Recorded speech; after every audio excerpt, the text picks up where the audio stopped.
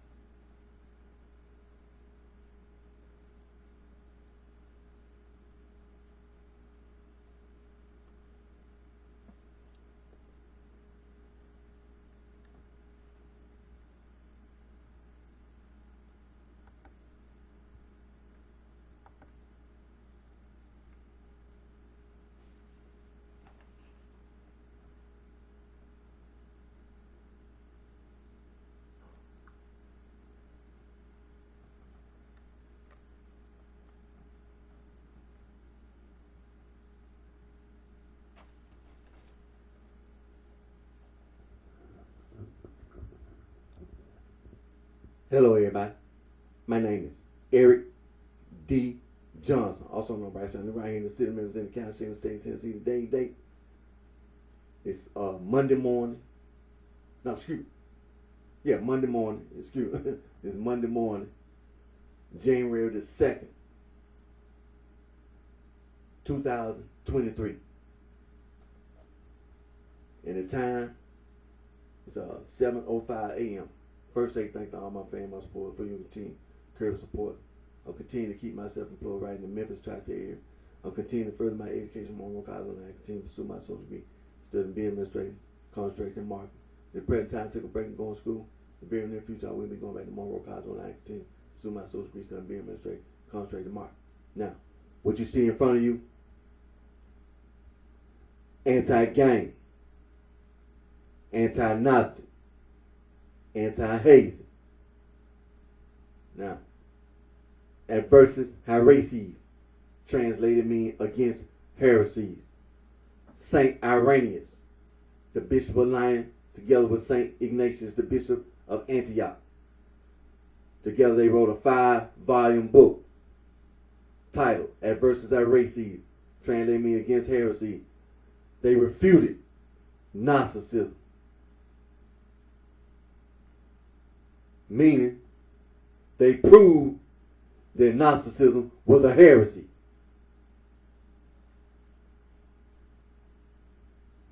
Also, in the year 367 AD, Saint Athanasius, the Bishop of Alexandria, in his 39th festal letter, Easter letter, banned all non-Christian writing.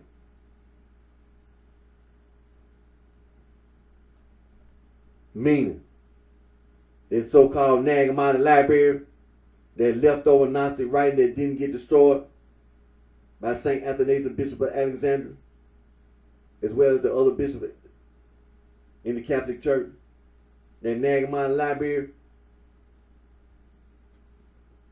some banned non-Christian writing. Gnosticism was already refuted by Saint Athanasius, the Bishop of Lyon, as well as Saint Ignatius, the Bishop of Antioch. Gnosticism had already been refuted, proven to be a heresy. So the Nag Hammadi library is some leftover Gnostic writing that had already been proven to be a heresy. It had already been refuted.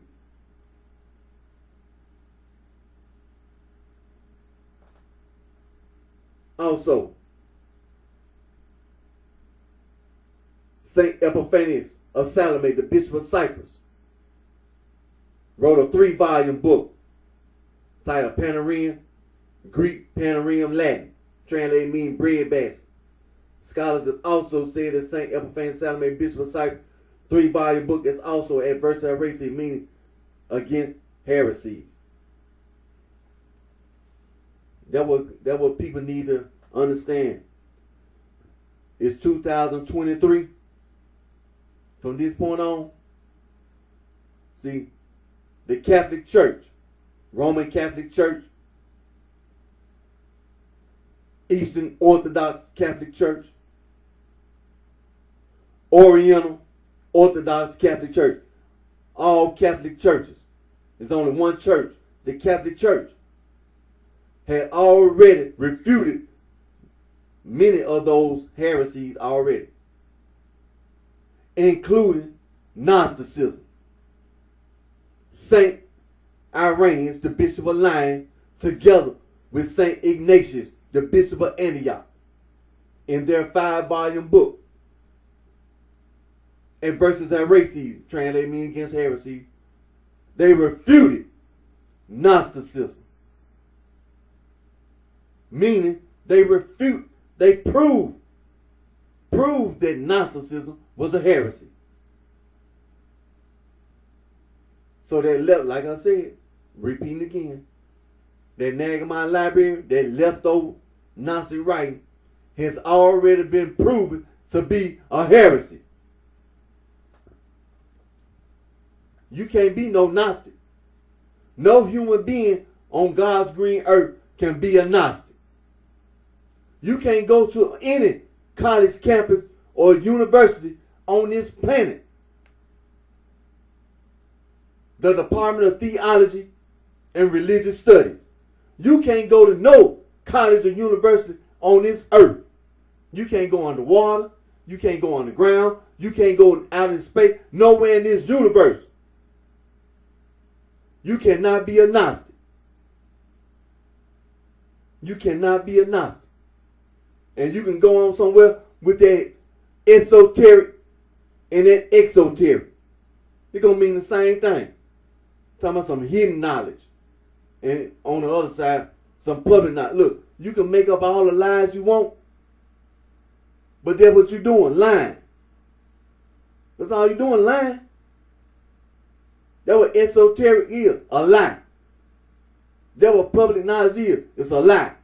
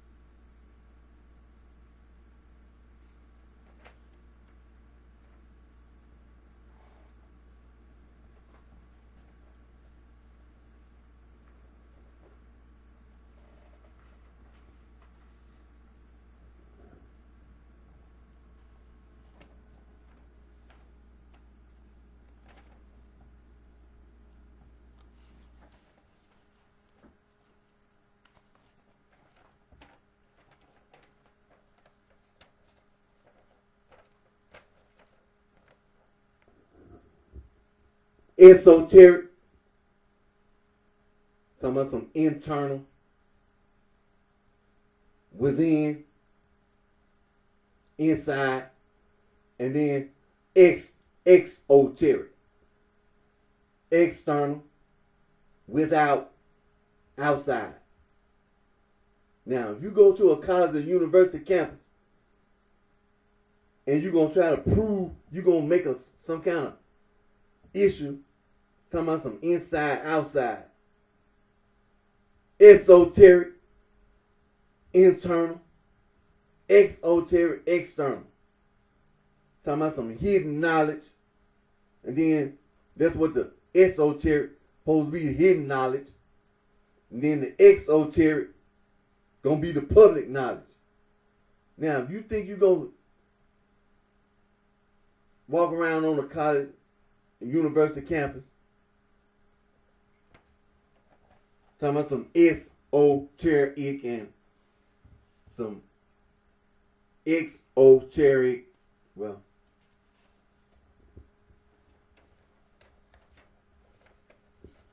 like you're gonna sit around trying to argue about the Masons and the Eastern Star. Esoteric.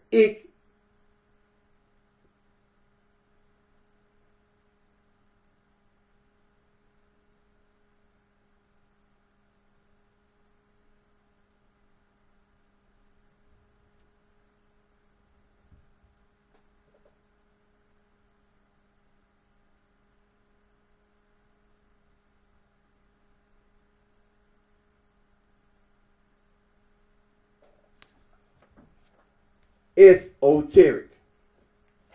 Internal, inside, without.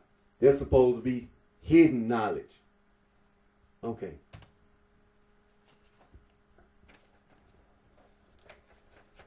And then it's like it's a either or. Like you're gonna choose either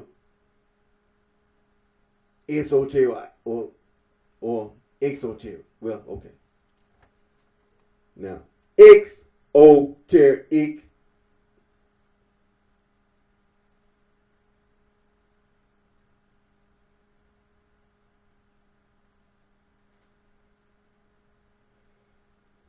Now, this exoteric, external, outside, without. Supposed to be public knowledge.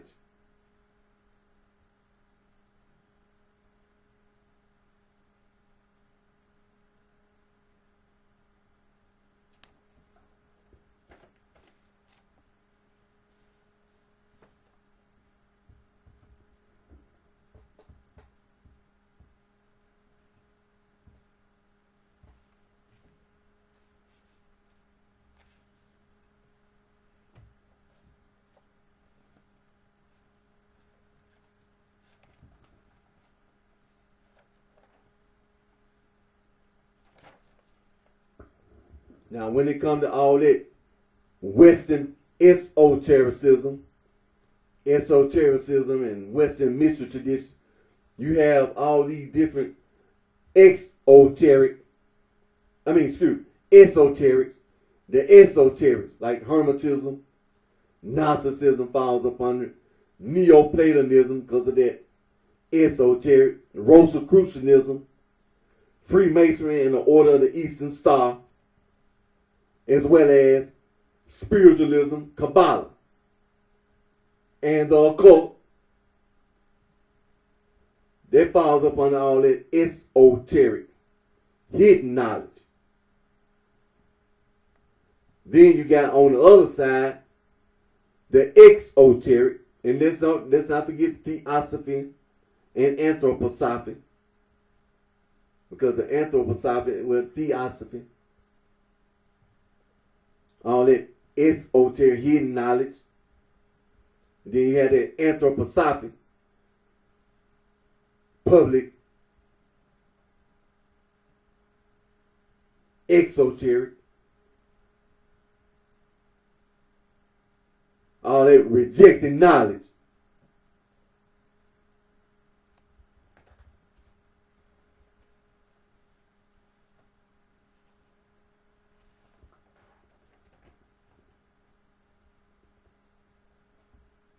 Because that was that theosophy and anthroposophy.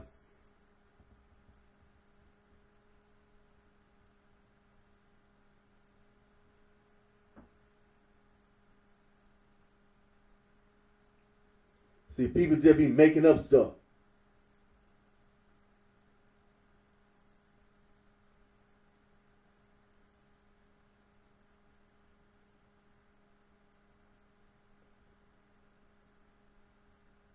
They just be making it up.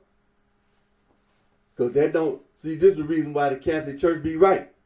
When you keep making up all these lies, then trying to throw all this stuff and claim that it's some kind of esoteric, for instance, the Hermetic Order of the Golden Dawn, that don't make the Catholic Church wrong. Spiritualism, that don't make the Catholic Church wrong. Talking about some theosophy, that don't make the Catholic Church wrong. Because you keep making up all these lies, talking about some hidden knowledge. And then on the other side, some public knowledge, talking about Rudolf Steiner and the Waldorf School. That don't make the Catholic Church wrong. That does not make the Catholic Church wrong. On any college and university campus, associate degree, bachelor's degree, master's degree, PhD, on any college and university campus on this earth. Don't know public knowledge and public knowledge. That does not make the Catholic Church wrong. You just made up something. It's just made up. Then out on the street corner, just like I've been saying on my previous video, you standing out on the street corner, standing out on the sidewalk, trying to claim you a Gnostic. The Gnostic had took this so-called demiurge that the Neoplatonists were talking about, Plato and his students, the students of Plato.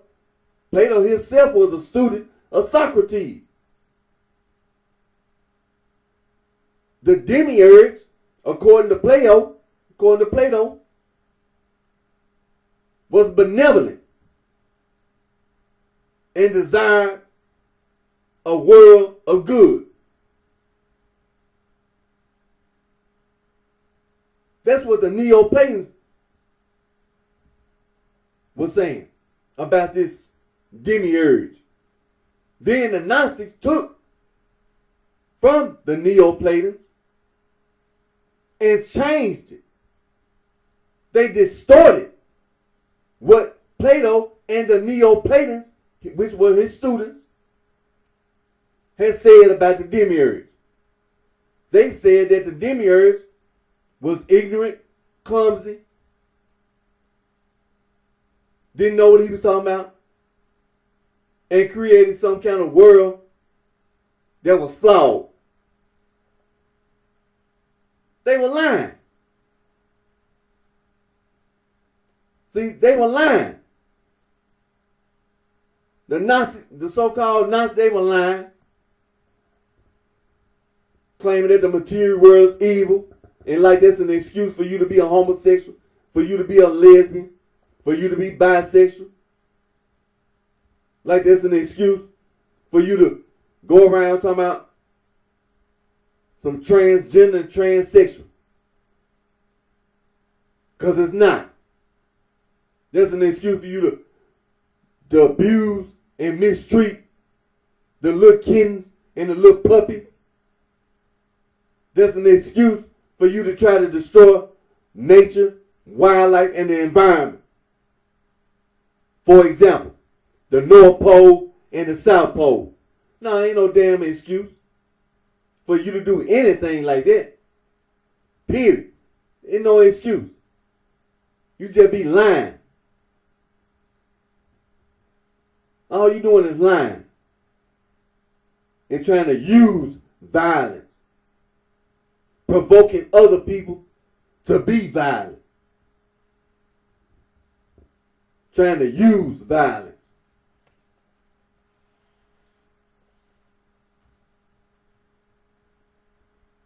I know sometimes I be out riding around, driving, and see somebody with a license plate, Eastern Star. See somebody with a license plate, trying to tell everybody they are Freemason or some kind of Shriner. So you just go around lying. That's all you do is lie. And then try to use violence. Try to use violence.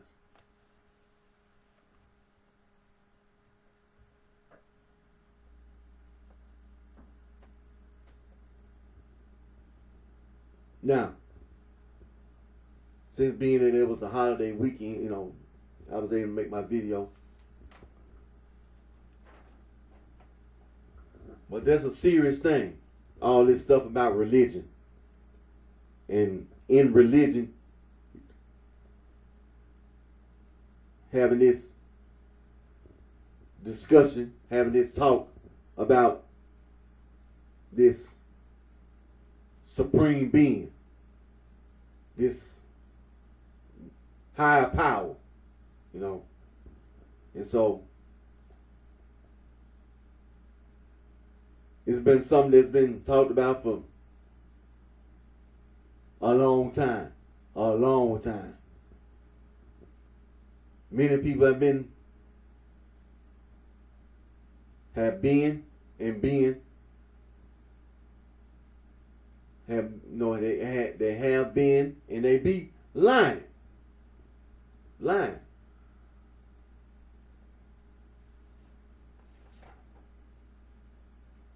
For example, the Masons, the Freemasons, they lying.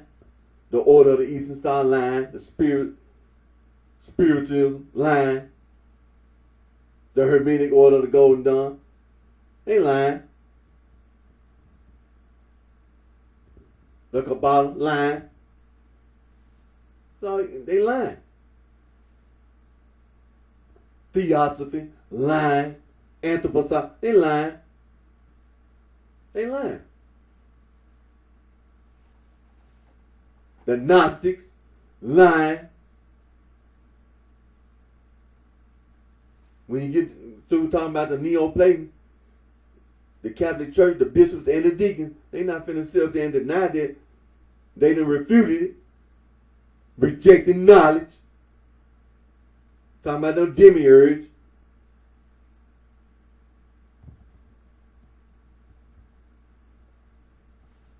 So no matter what you bring up, in colleges and universities all over this earth, they talk about God 24 hours a day, 7 days a week, 365 days out of the year. Hindus, Buddhists, Muslims, the Manichaeans, and all the rest of them. Right along, Catholic Church, talk about God, this supreme being, this higher power. 24 hours a day, 7 days a week. 365 days out of the year.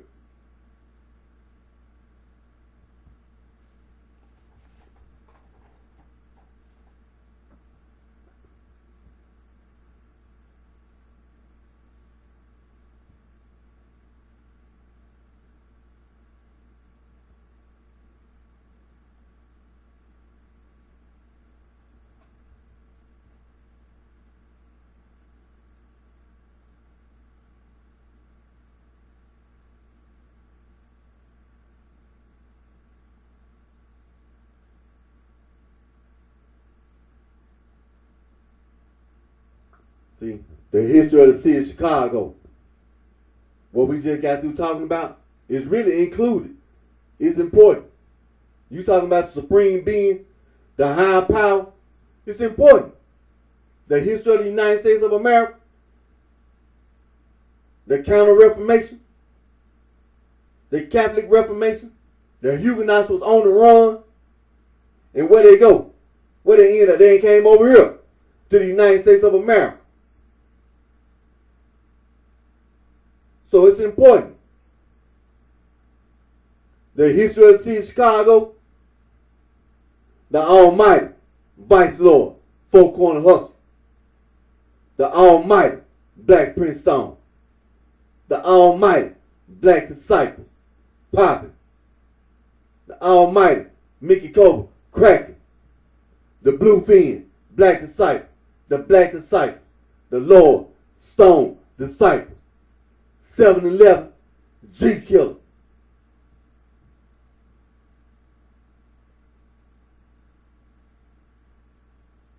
That's right. 7-Eleven, G Killer. You're right. Because what did they do in the history of the city of Chicago? On the west side of Chicago, the Vice Lord, Elvin Pepperlo Perry. On the south side of Chicago, Jeff Ford, Eugene Hairston. In the history of the Black Prince Stone, some of their family members was on the west side of Chicago with Vice Lords. The Black Disciples, King David Barsdale.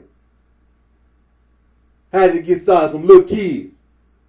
King David Barsdale. The Devil's Divots. Some little kids. And he was friends with some of the Puerto Ricans, some of the white kids and things like that, growing up at a time in Chicago, some of the neighborhoods, the Black Disciples. Then from the Black Disciples, you had the Satan Disciples. But they were friends with King David Barsdale. That's what the history of Chicago, not no Larry Hoover. See, the Satan Disciples, the history of the city of Chicago, the Black Disciples. They were friends with King David Barsdale. That's who the Satan Disciples were friends with.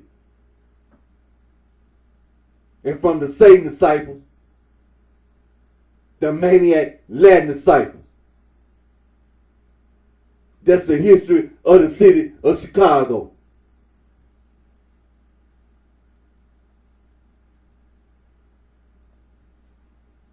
See, it's right to be a G killer. Because when you look in the history of the city of Chicago and some little kids, see, it wasn't no college professor on the west side of Chicago with a PhD talking about starting the Vice Lords.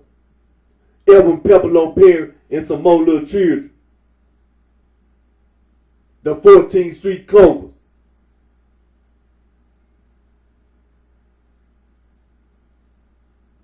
Was over there in the youth center.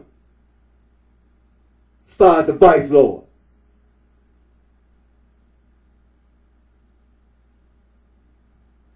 Jeff Ford, a little kid. And his Eugene Hairston. Some little kids talking about being in a gang. Getting into fights. Committing crimes. Some little kids, some little juvenile delinquents. But it wasn't no college professor going around talking about we're going to be a Gnostic. Be a Gnostic. It was some little children. It was some little children. Some little children. It wasn't no PhD. Wasn't no master's degree. Wasn't no bachelor's degree. Wasn't no associate degree. It was some little kids on the south side of Chicago talking about we gonna be in a gang. The Black Stones. At first they was getting into a gang fight. Then the Black Stones came together. Eugene Hairston gang came together with Jeff Ford's gang.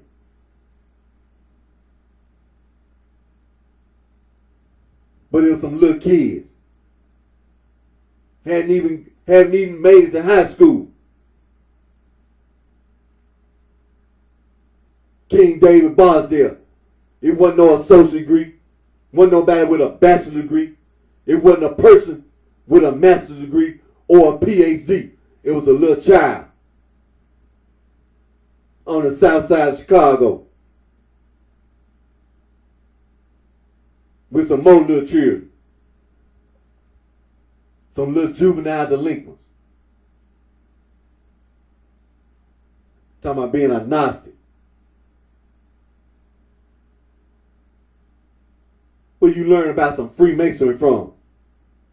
And some Eastern Star. Where you get that from? See, that what the supreme gangsters thought they got away with.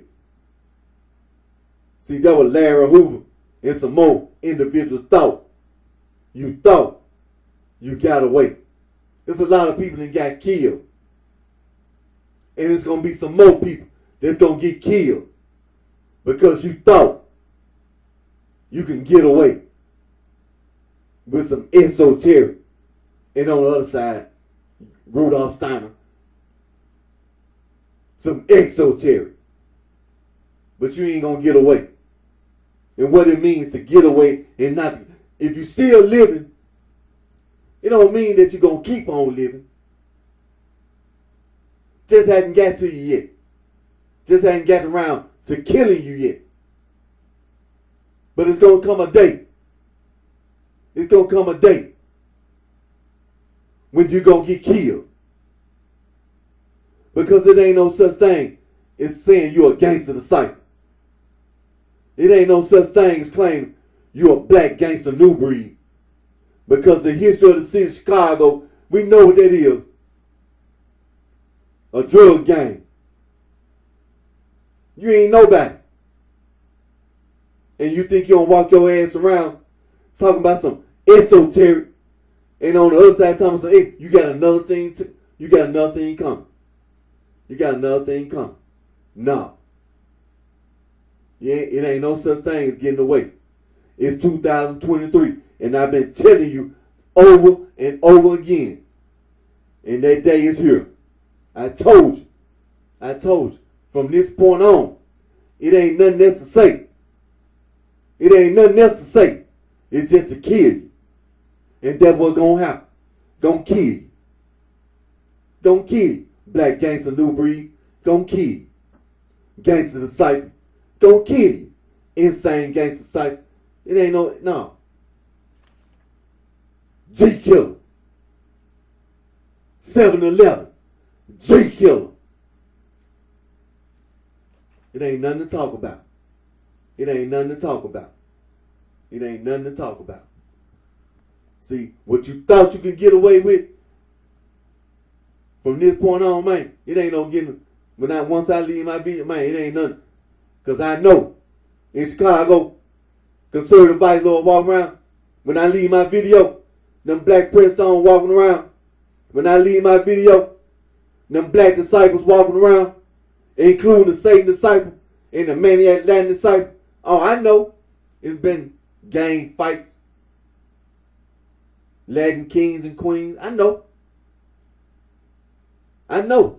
What's on the streets of Chicago. I know. But it's one thing you better know. The history of the city of Chicago. See, street hustling. Being at the pool hall. Hustling. Shooting craps. Playing poker.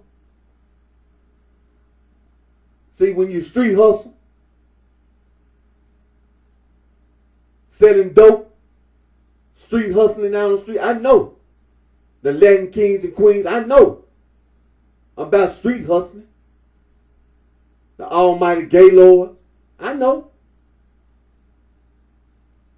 Stone freaks, I know. About street hustling, the vice lord. Because them Undertaker vice lord, I know about street hustling. You ain't got to tell me, I know.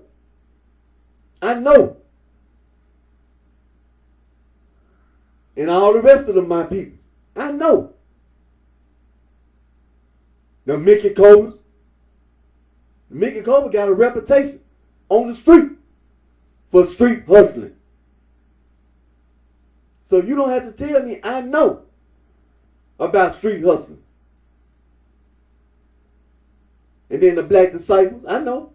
And the Satan Disciple, Maniac Latin Disciple, street hustling, shooting craps, shooting pool down at the pool hall. It used to be a time running numbers. Now you got the lottery and all that, The casinos and legalized everything.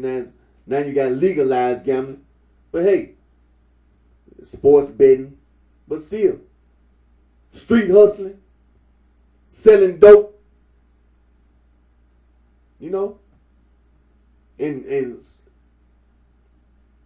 stealing cars and street hustling.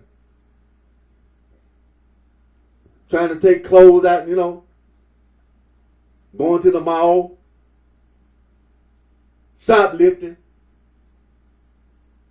street hustling. Now let me, pimping, I know. Take my word, I know. Pimping, I know. Street hustling, I know. Them white guys in Illinois, not just in Chicago, in the state and around surrounding state, I know. The jousters, I know. Street hustling. You know what I'm saying? Folks and my people. Street hustling. I know. The C Notes. The Simon City Royals. Street hustling. I know. Trying to make you some money. Racketeering. Going over there to the local barbecue shop. Somebody owned a business. And what did you do? You went over there and strong-armed the people and tried to make them pay protection money. Street hustling. The local bar. You done went over there to the bar, then told the owner of the bar, you gonna make them pay protection money. Street hustling. See, them white guys, they know. Street hustling. The beauty shop, the barber shop, paying protection money. Because if you don't, you're going to get robbed. We're going to burn your place down. Protection money. Street hustling. I know. So the folks and the my people. But see, you said talking about some Freemason. The Order of the Eastern Star. The Hermetic Order of the Golden Dawn, Theosophy, Anthroposophy, the occult, talking about some voodoo, some Shintoria.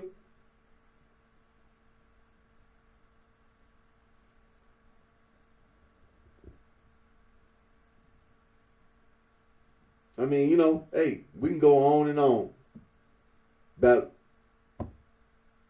some of these Scientology. I mean, but like I said, hey, the folks in my people, G Killer. See, the history of the city of Chicago, it becomes important. And then you look at people and then you say, you don't make sense. Because when in the history of the city of Chicago, when you see the Vice Lords and the Black Princeton, then you see the Black Disciples, then you see the white guys. See, somewhere along the way, some people don't make sense.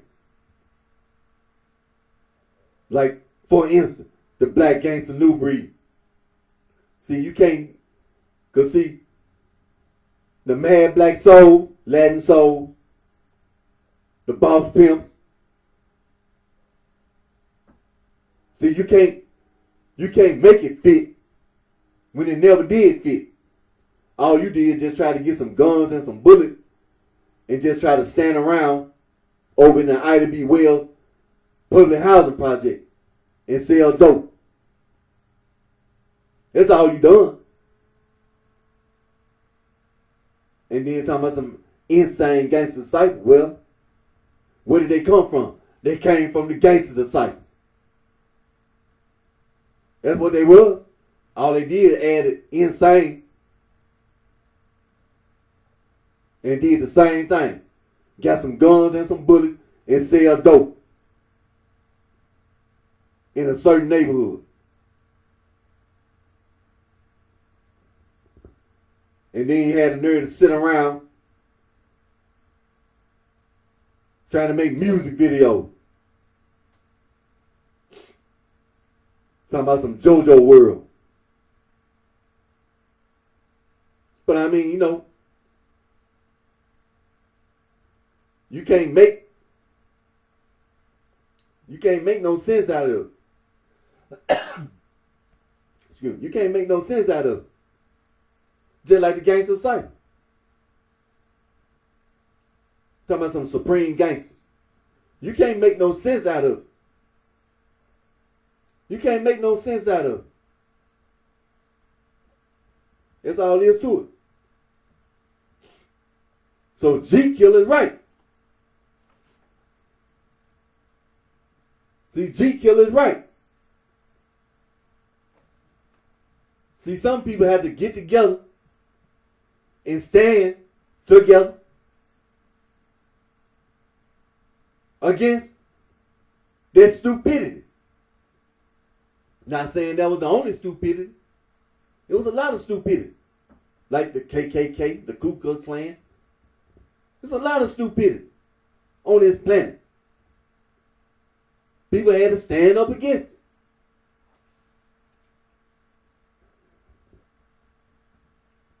They started what they call their group, the Black Panthers. But I mean, what can you say? I mean, it's not necessarily a right or wrong. But I mean, the reaction, it's a reaction to injustice. What you gonna say? You can't. I mean, you can't sit there and think you gonna sit up and have a debate about how people react to injustice and to oppression. It's really a natural reaction. People band together. You can say call it whatever you want. You can call it Black Panther. You can call it NAACP. You can call it the Urban League. You can call it the Democrats and Republicans. Whatever you want to call it. It's going to mean the same damn thing. The United Nations.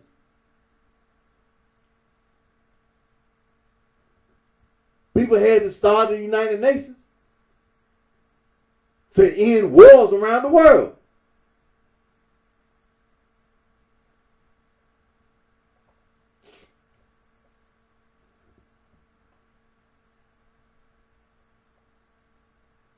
But I mean, hey, so you ain't finna sit up here and try to be intellectual, try to be intellectual. And they gonna try to tell the vice lord that was wrong. Gonna try to tell the C notes that's wrong. Gonna sit up there and try to tell, La Raza that they ain't right.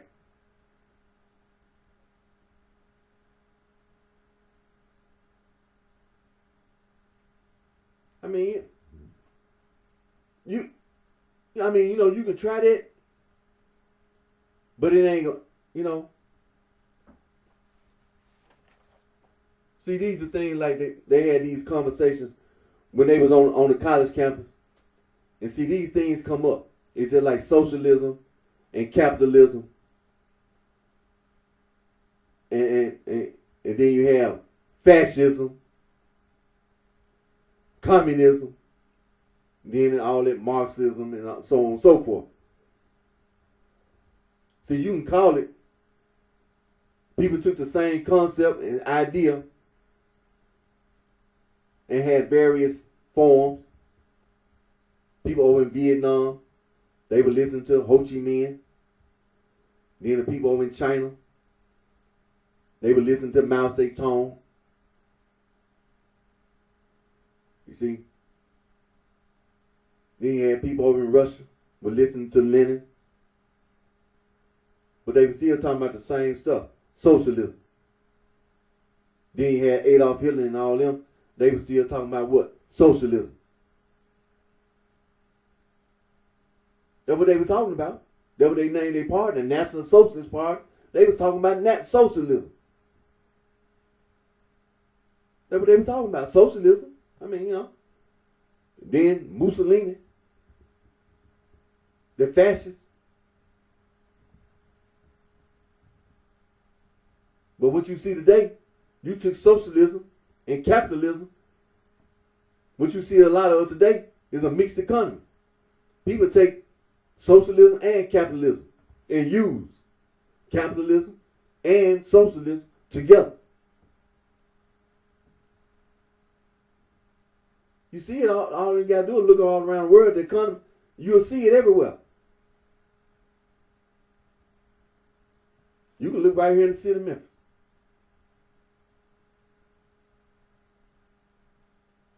Like the local, like they had last week, we were talking about the weather. And we were talking about how people lost their power, energy. If you want to look at an example of how they took capitalism and socialism, look at your local, look at the utility. So what you gonna say? See, when people try to sit around and they ain't gonna try to tell La Raza, that's not right.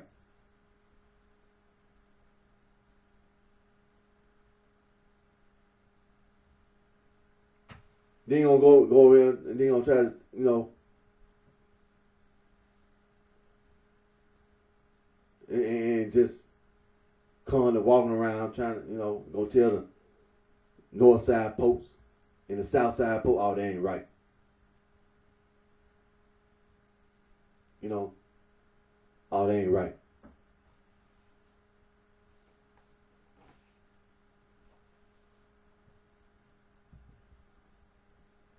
But see, what you claim is right and wrong, you got people in the sorority and the fraternity call themselves trying to do all this clandestine, you know, all this diabolical nonsense behind people's backs. And then you want to sit around talking about that ain't right.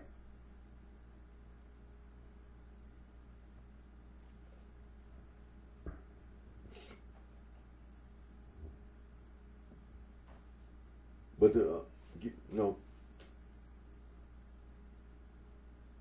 the history of the city of Chicago, as well as, you know, American history, world history, United States, you know, history. History is important. You know, people make choices and decisions that can affect, you know, for the rest of your life. And people, you know, go around talking to other people. Nobody really know what your real intentions are. See, when you try to tell somebody that's right, that's wrong, you know. See, you yourself not being forefront what your intentions are. That don't mean, you know, you could be trying to tell, hey man, you know, look,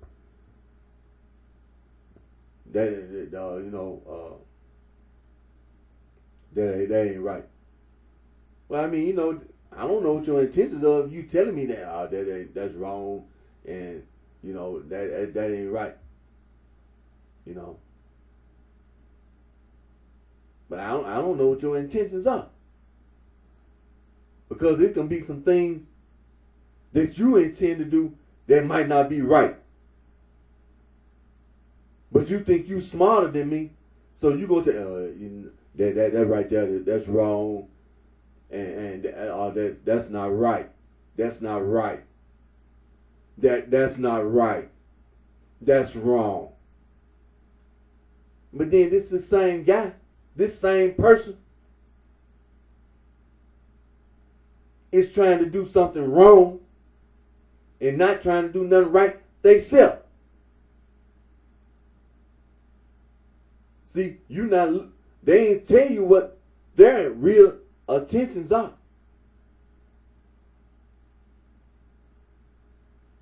So you have to always be on guard about things like that.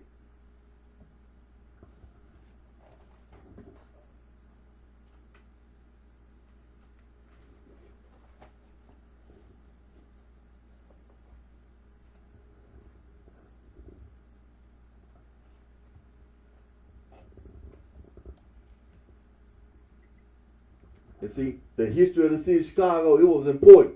It was and it is important. Because just like the people that's in front of you, my dad, Chester Johnson Jr., and he passed away, back in 2012. And my mother, Annabelle Johnson, she's still alive. And I visit my mother every day. I was visiting my mother yesterday and going to visit my mom today. And so, but see, talking about the history of the city of Chicago. See, it was important. And then, see, that's my dad's little brother, my Uncle Lemuel Johnson. While I was incarcerated, he was murdered. I haven't forgot. And I damn sure don't think. But talking about the history of the city of Chicago, see, it was and it is important. See, when I talk about my granddad and my grandmom, my granddad and grandmom, they two. My dad, he was the oldest. And then my Uncle Lemuel, he was the second oldest of grandmom and granddad's children on my dad's side. But see, my grandmama, she had some more children. My Uncle Walter was in Chicago up until the day he passed away. And grandmama had a daughter. She was living in Chicago too, up until the day she passed away. Now grandmama had a son, James Demo. He was living in Mississippi, but he knew that he had a brother, Walter, and a sister who was living in Chicago. And then grandmama had another son who was born in Chicago and was living in Chicago up until the day he passed away, Uncle Burley Jr. And see, the history of the city of Chicago, it was important. It was important, and it is important. And then my granddad, of course, he was living in Detroit, Michigan, up until the day he passed away. But see, he always knew this. It was some people, including in my granddad family, that were living in Chicago. See, the history of the city of Chicago, it was important, and it is important.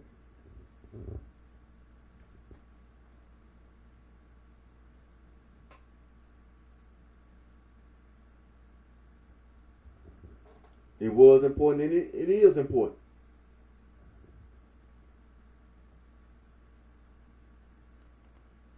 And the thing about it is that in the past, it was a lot of people in general, people lie in general, myself, we all human beings, but lying about all that God, religion, all this stuff about this esoteric, this hidden knowledge, and on the other side, this exoteric, this public knowledge. See, that's a lie. That's a lie. Because there's not no such thing as no either or. You can't tell the Catholic Church that you're going to choose either hidden knowledge or public knowledge. And then all that hidden knowledge, look at all this nonsense they made up. The occult, voodoo and Shintoria, the theosophy, and the anthroposophy. See, you can't tell the Catholic Church that. The Hermetic Order of the Golden Dawn. You ain't finna tell the Catholic Church that you sitting up here listening to this hermit and reading this book. Talking about that's hidden knowledge. And then the Rosicrucians. You're not finna tell the Catholic Church that you sitting up here talking about you're a Rosicrucian. And still talking about the same mess. Talking about some hidden knowledge. The Freemasons making all these symbols and over at the lodge. Talking about some hidden knowledge. And then the Order of the Eastern Star.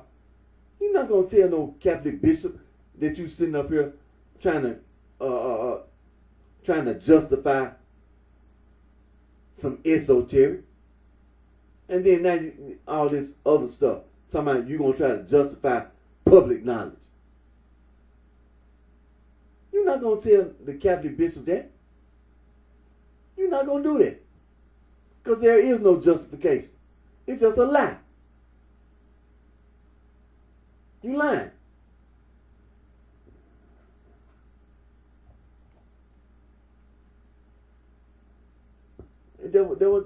You lying. Straight to the point. You just lying. And you're not going to get away with it. That's the reason why you have all these colleges and universities have these classes. Not, theology and religious studies classes. Because you're not getting away with lying. You got the internet, the World Wide Web. To be honest with you, you're not getting away with it. You might try to project this and make it seem like you, as you say, getting away with it. I guess because if the Pope don't pick up a gun and kill you, I mean, it's just, if the bishop and the deacon don't get into a war, then I feel like, see, to a lot of people, that's what it means to get away. If ain't nobody trying to kill you, then you getting away with it. Like a lot of these women, then they go to work. When you be on your job, at your place of employment, other women, you call yourself going to try to bully other women. Trying to intimidate other women. Trying to find somebody, you yourself, scared yourself. Looking for some man to protect you, and then you go around trying to bully other women. And then whoever this coward is that you depend on, trying to find somebody to hide behind himself. He's just a bunch of cowards. It's all it is, cowardice.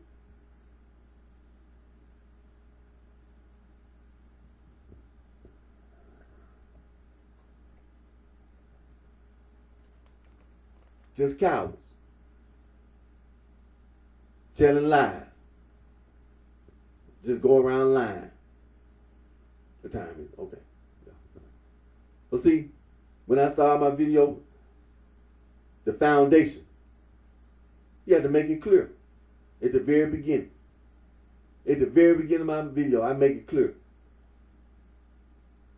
And then from there, I continue. But I had to start my video. I had to start my video just like this, because you had to get straight to the point and make sure that the people that's watching, they get the message. All that lying, hey, it's over. Now, what it is you lying about, being specific, trying to talk about some esoteric, and then on this other exoteric, and talking about that Nagamon library that they found in 1945, some leftover Gnostic writing that didn't get destroyed by St. Athanasius, the Bishop of Alexandria, as well as the other bishops in the Catholic Church,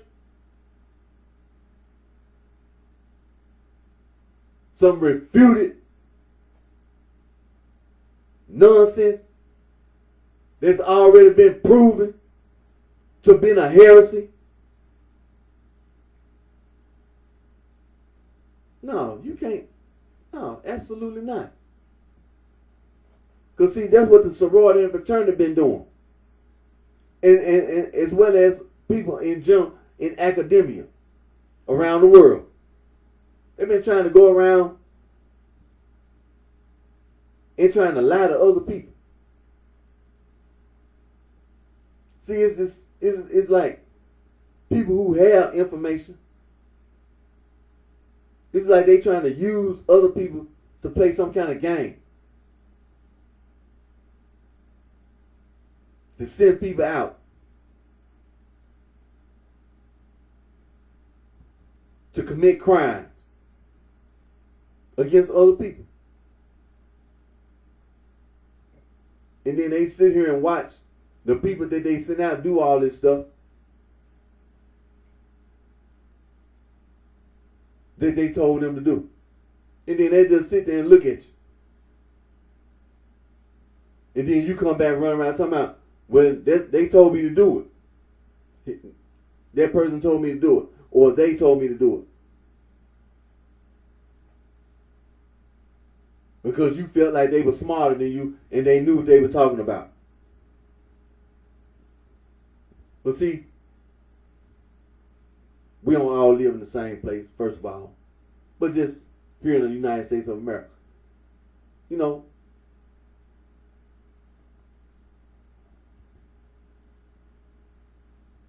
trying to send, it's just like a school teacher. You know, here it is in the United States of America. The school teacher. You got to have a bachelor's degree. Now, I know. But still, you have to have education. You got to have a bachelor's degree to be a school teacher. It don't matter what grade, kindergarten, pre-K, whatever. You got to have education. First of all, you got to have a bachelor's degree. And then you got the school teacher sitting up in the classroom with their education. And you got first graders in the class listening to the school teacher.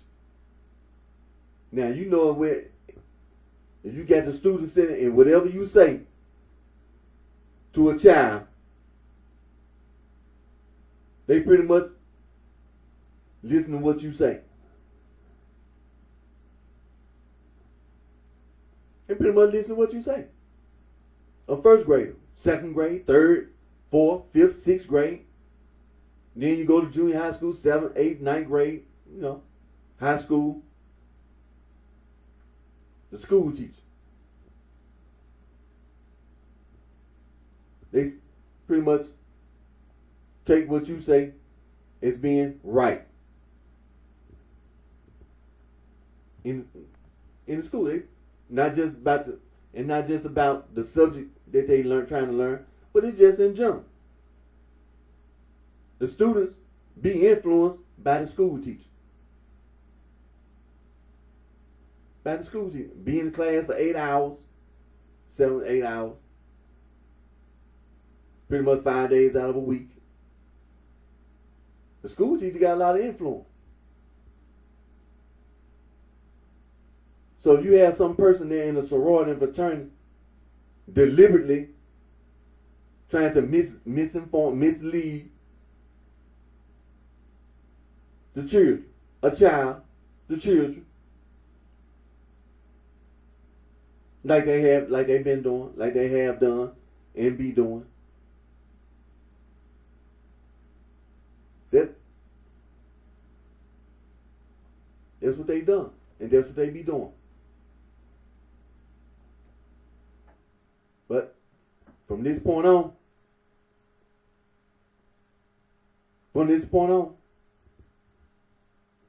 you should never ever think there ain't gonna be retaliation, that there ain't gonna be no retribution. Because it is. Because it is. Because you took it.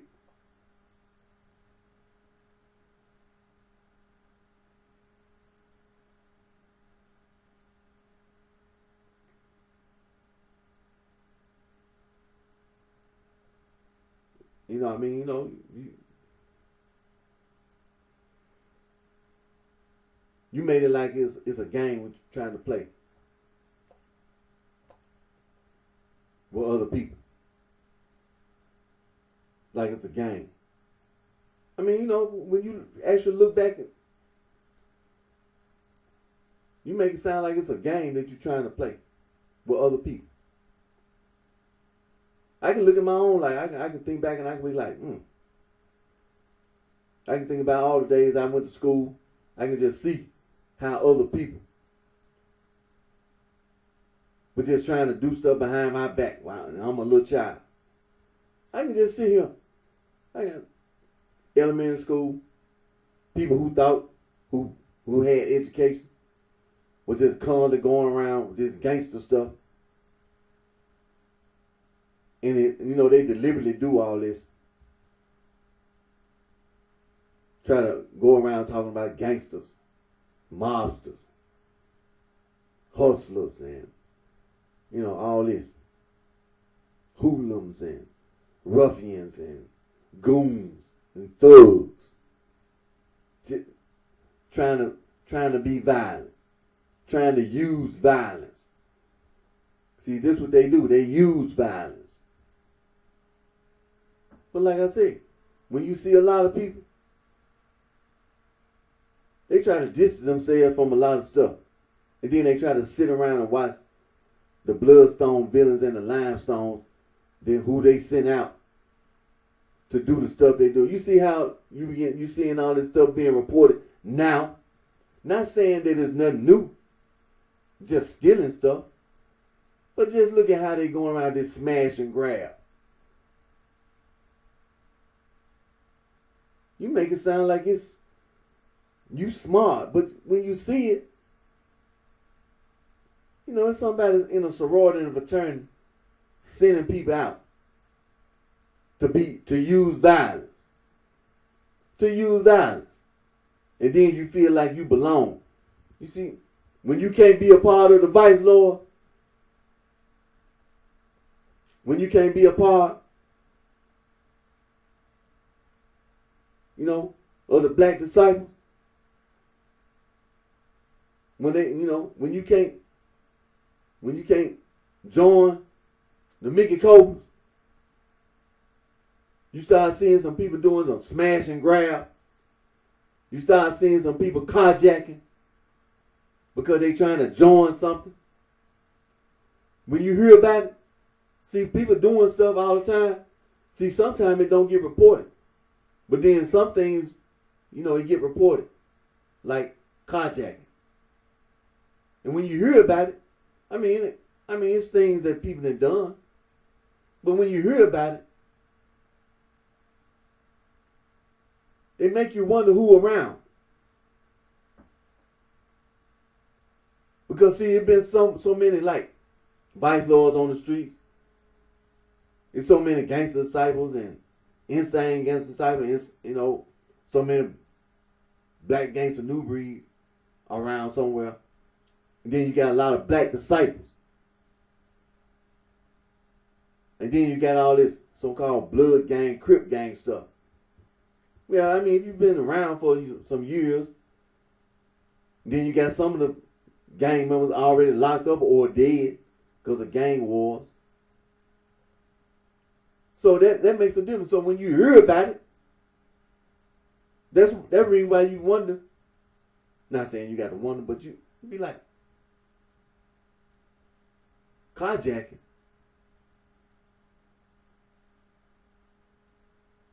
And then, you look out on the street, you try to see which ones it is. Quite naturally, I mean, you'll be like, the black disciples, carjacking.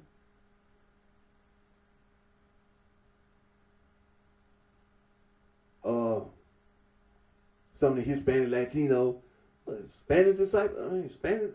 Satan disciples.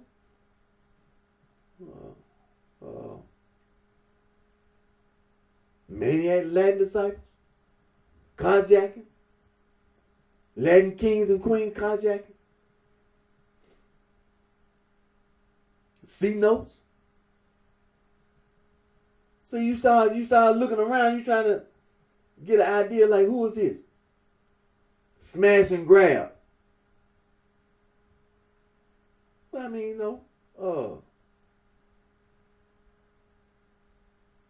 the vice lord. I mean, some unknown vice lords out here? Smash and grab? Huh. What, some double I vice lords out here? Smash and grab? Oh, let me think. No. Maybe some traveling vice lords? I don't know. Smash and grab? Black Princeton? Smash and grab? Let me think. Smash and grab? But see, that's what they come to. Because see, they've been around for so long. And when you hear about something happening, people look, you Black Princeton, smash and grab, carjacking.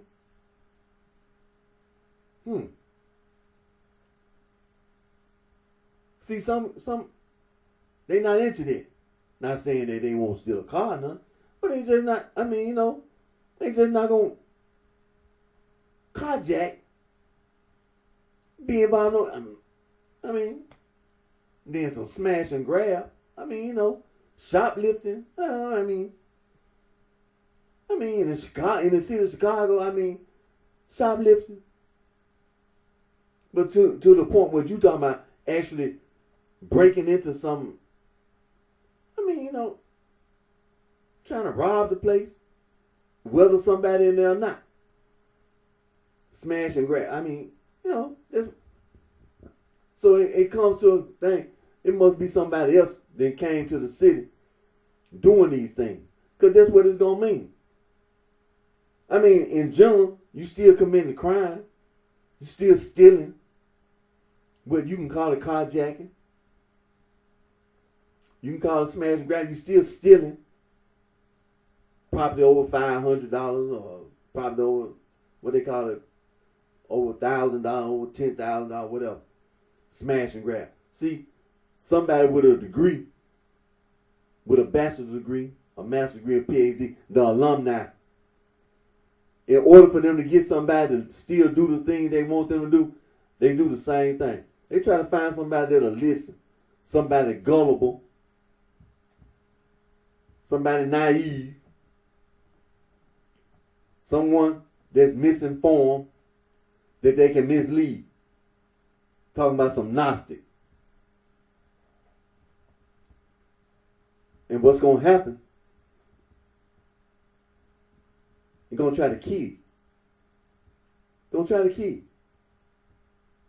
Now, the ones that being sent out, they can either get themselves locked up or they're going to get their asses killed on the street. Because the Black Princestones are out on the street. The vice lords are out on the street. They ain't like they gone nowhere. But the black disciples on the street, Satan disciples, maniac Latin disciples, Latin kings and queens. Then you got all these white guys, the jousters, the Simon City Royals, C notes. They ain't gone nowhere. Stealing, extortion, drug hustling. Hustling for, shooting craps. Street hustling in general. They ain't going nowhere. The Mickey Cobras ain't going nowhere. They do stuff every day. They do stuff every day. Just ask the ones over there on Jarrow City. Because they be the Mickey Cobra coming over there trying to kill their ass. Every day. It be the Mickey Cobra coming over there trying to kill them every day. So they do stuff there. They ain't going nowhere. Mickey Cobras ain't going nowhere. They get it cracking every day. The Mickey Cobra get it cracking every day. They go right over there on Jarrow City, and they'll go on, what they call 1300. They ain't going nowhere. Mickey Cobra ain't going. They get it cracking every day.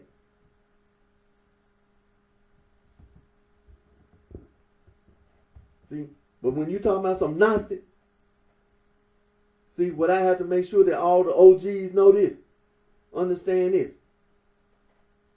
It's no such thing as being a Gnostic. It's just being misinformed.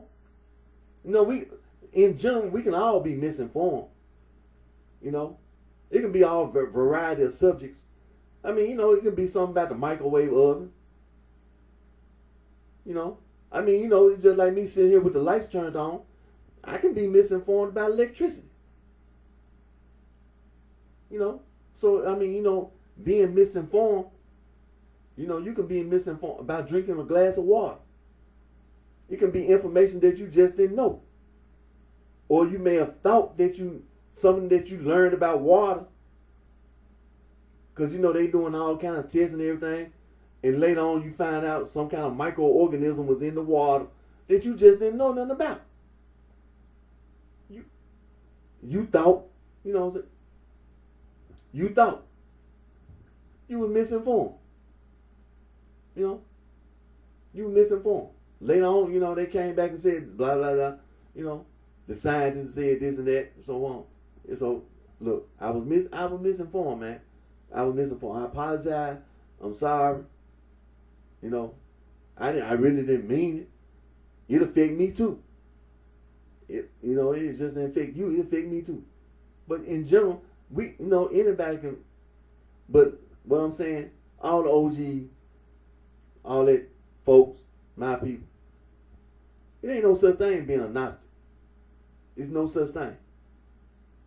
Like I said, if you don't know what the word refute means, and you don't know what a heresy means, that's what it means. You misinformed. Because see, in the theology and religious studies class, see, having a PhD, that's what it means. You can't be a Gnostic.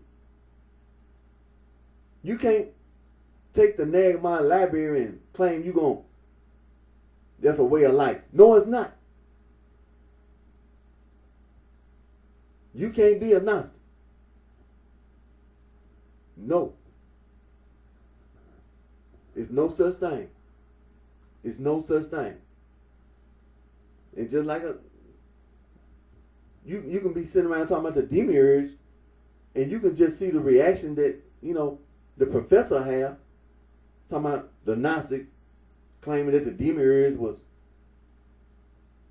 ignorant and stupid and just flawed and all that, you know. But the Neoplatonians had already told you that when it comes to the demiurge was a benevolent God who desired a world of good. You can't take from the Neoplatonians and distort. You can't do that. Because you ain't gonna never prove it. You just can't take information and make it what you want it to be.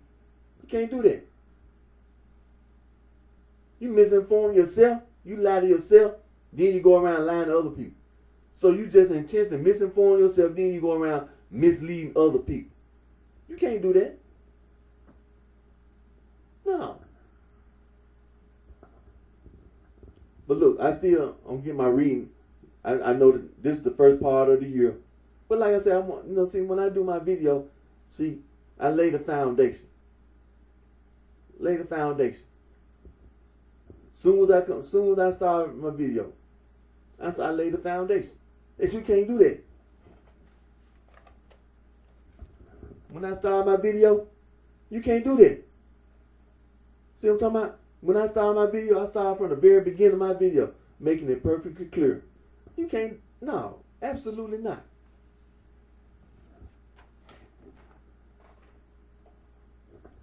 Ain't no ifs, ands, and buts about it. You can't do that. You can't misinform yourself and then go around misleading other people. If that's the case, you might well close every college and university on this planet down. Just close them down. Because that'll be useless. What would be the purpose of college and university? To intentionally misinform yourself, then mislead everybody else. Just close every university, all the colleges down. Period.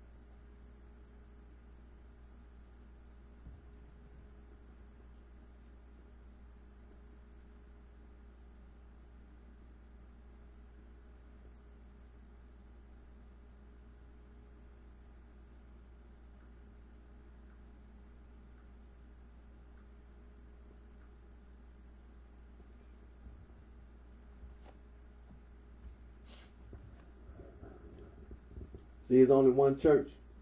The Catholic Church. The Catholic Church. The Roman Catholic Church. The Eastern Orthodox Catholic Church. The Oriental Orthodox Catholic Church. Irregardless about councils. All Catholic churches are working toward unification. All Catholic churches are working toward unification. All the bishops and the deacons. It's only one church, the Catholic Church. Scripture and tradition.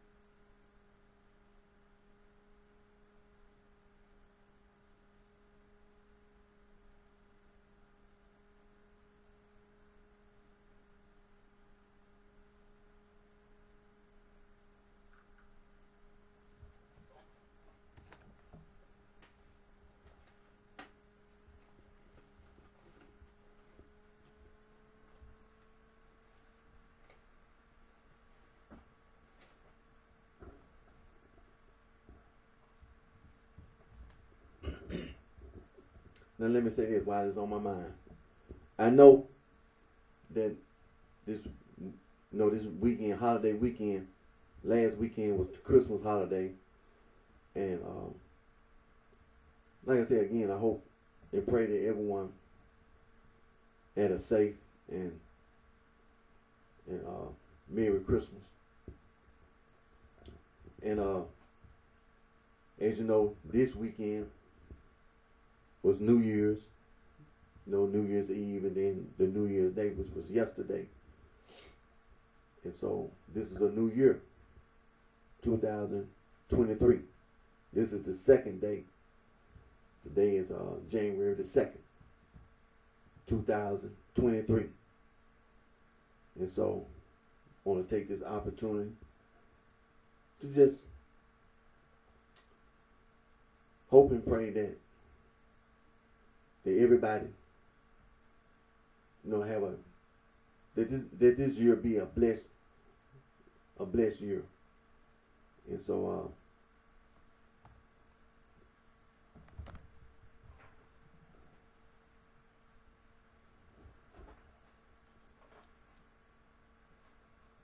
still cold, still got a little. Now let me make sure. Let me see. Yeah, make sure you read the label. Make sure you read the label. Make sure you read the label. And as you can see, it has not been opened. And I don't even try it. Oh man, before you start the video, you was up in the house. No. No. Because first of all, I'm gonna go and admit to everybody from this day, I don't drink. I'm a non-smoker. I'm being real. I'm a non-smoker. I don't smoke, and I don't drink. I'm not even a social drinker. I mean, it had to be. If you said something about drinking some alcohol, okay, I get invited to a wedding or something. But I mean, look. But I'm just saying in general, I don't drink. I don't drink, so I don't want nobody to think that like before you started the video. No, I don't drink. I don't drink alcohol. Period. I don't drink beer. I don't drink liquor. I don't. I ain't gonna say that. Have you ever? Yeah, in the past. I mean, But I mean, even then, I mean, I was like. Then I was like a social, do things. So, but I didn't never let things get out of control. Not like that. Not like that. No. But I mean, I left that behind. That's in the past. I can think about the days when I was in service and, just partying and, that's the past. I left that behind. But I'm talking about today, my life, and for many years, I don't drink. I don't drink beer. I don't drink liquor, whiskey, or anything. I just don't. I don't. And I most certainly don't use drugs, But, being that it's New Year's, just wanted, as you can see, it's not open.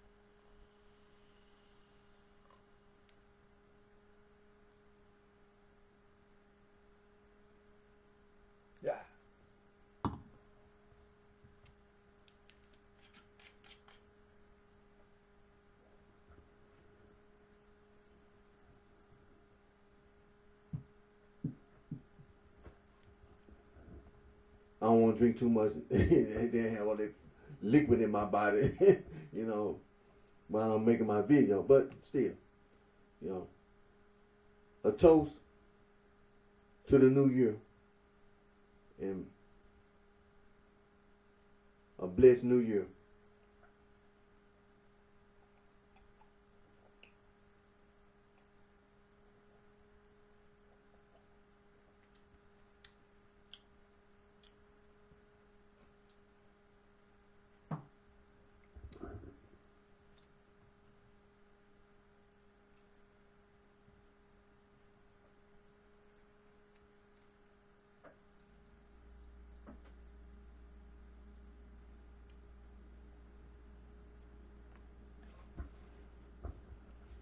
Yeah, I feel like the bottle was kind of a little rough, but you know, I got that lotion on my hand. Got that lotion. I had it. But still, you know, being blessed, you know, feel like God is blessed to see another year and to give thanks to God for being, you know, blessed me to see another year. So, you know, if I, you know, you know, just being thankful and being grateful to God for all the blessings, all the blessings.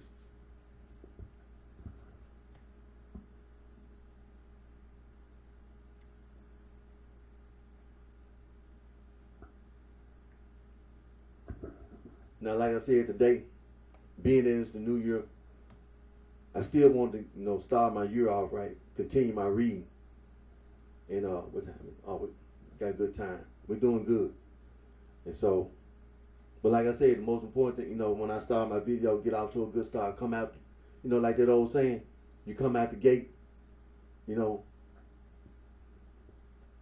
from the very beginning, from start to end.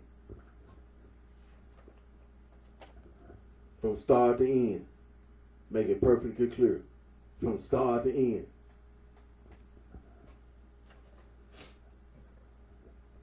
Hey, line.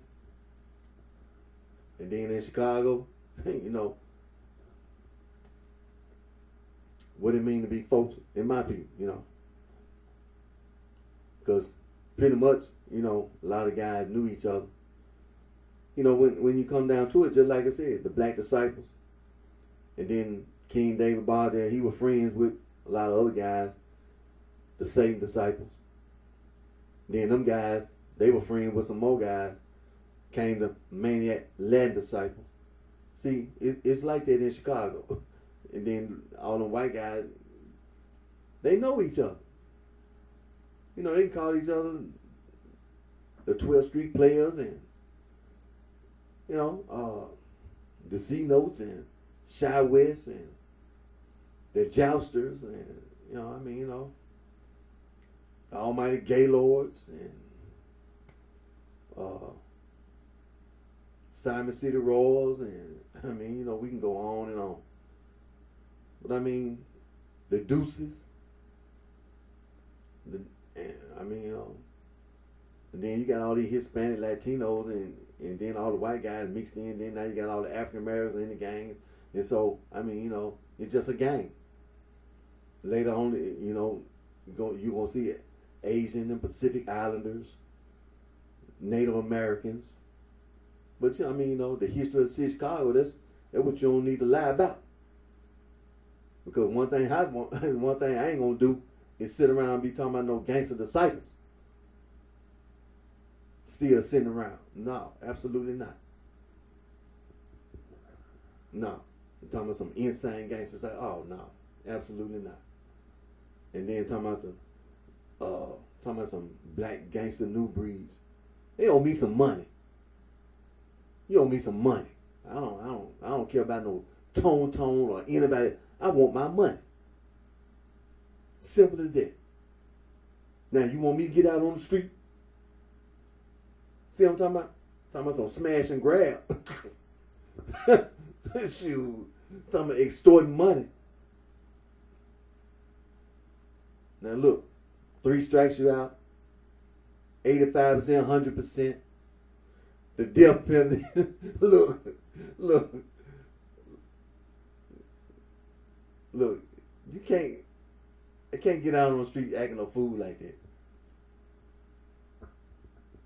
It's too many police. And look, I don't need no police trying to help nobody who should have never got away in the first place. Like I said, hey,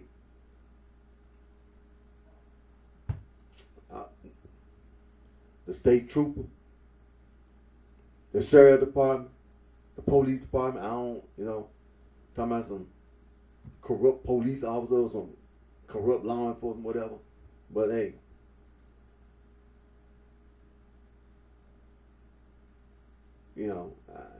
I know somebody owe me some money, but hey,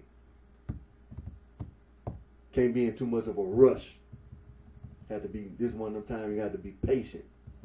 Had to be patient to get my money.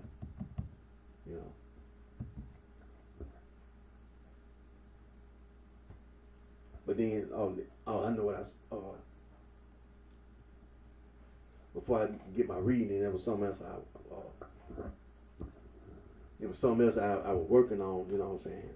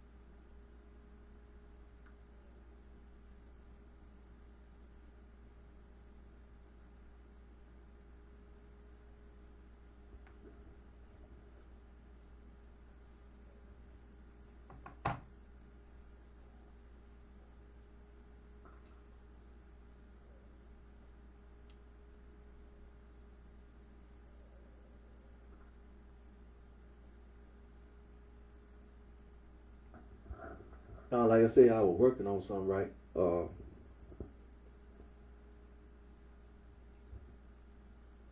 And so, I, was just working on something, and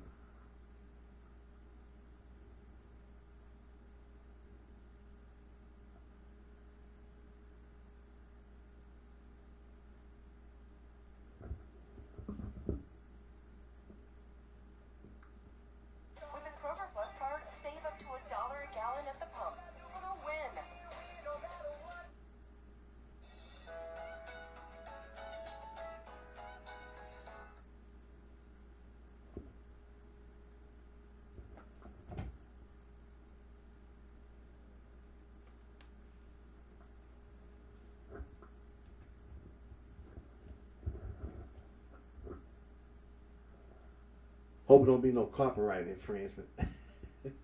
Every time it be some music or something, man. No, I forgot to plug my headphone, but still, like I said, I was working on something.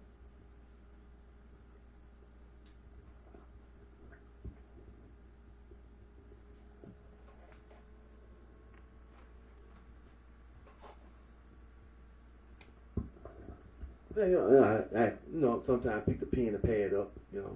I have been working on something.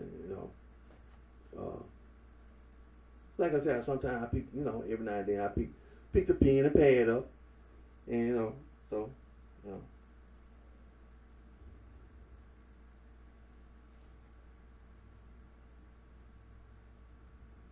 But then but like I said, I was working on something, and so what it was pertaining to all that imitating and fabricating.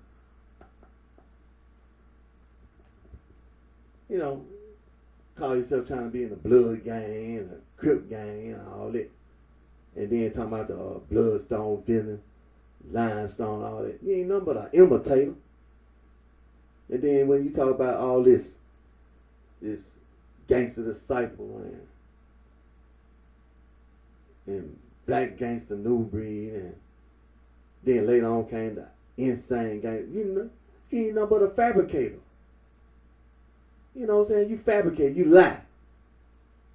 That's all you do is lie. Try to trick people, deceive people. So I was sitting there, I was like, I was working on it. I was saying,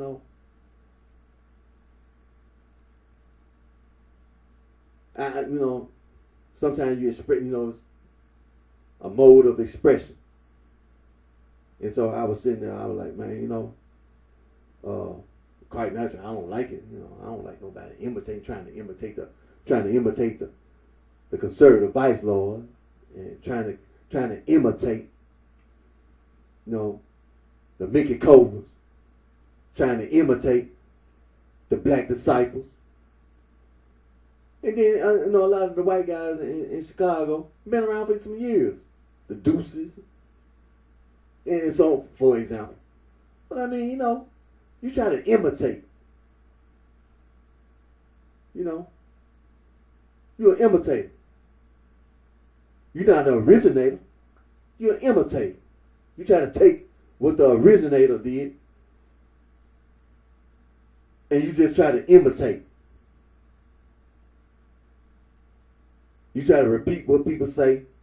You try to dress like, you just imitate. You try to use hand signs, You try to watch the music videos.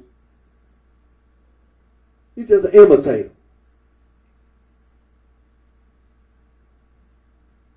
Then you got this fabricator. All you do is lie. That's all you do is lie. That's what they do. That's what the gangster society do. They lie. They ain't doing no lying. They ain't never been nobody, the supreme gangsters. You ain't nobody. The black gangster new breed. You ain't doing no lying. That's all they do is fabricate, make up stuff. They just make up a lie. Then came what came behind them? The insane gangster society. Oh, you just lying. That's all you doing, fabricate, lying. So I was sitting there one day, I was sitting there. I was like, man, like I say, sometimes I pick the pen and pad up, but I just couldn't, man, I hope it don't be no copyright infringement. But still though, it ain't gonna stop my video, They'll just leave a little message, copyright infringement.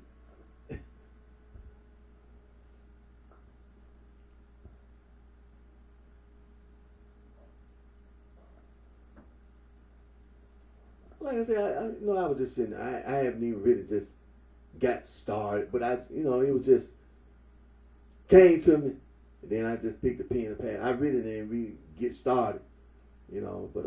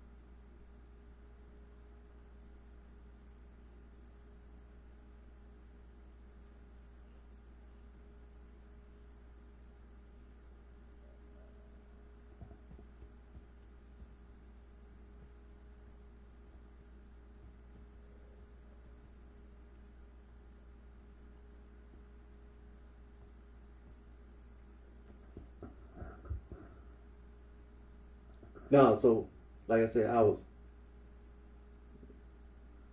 so once I had this in my mind, you know, I was like, you know what? Then you know first some idea come to your mind, and then once you had that idea in your mind, you be like, okay, what direction I want to go with this idea, and then I was like, well, not saying that it's a limited, because like you got a remix and all that, but I was like, what direction you want to go, and then I was like, well, I started putting it in started hearing, and I was like, how you hear different stuff from the past and the present and stuff. So I said, like, like, and then I thought about it. I said, I was like, I heard that, like, because it was all it was a sample of somebody else's music. But, I know you familiar with, like, Warren G. Regulator. And then I was like, oh, yeah, I said, you know what? We can go, you can go that way. I said, yeah. You got to come out the door. You got to put it down. You saying you got to, because, you got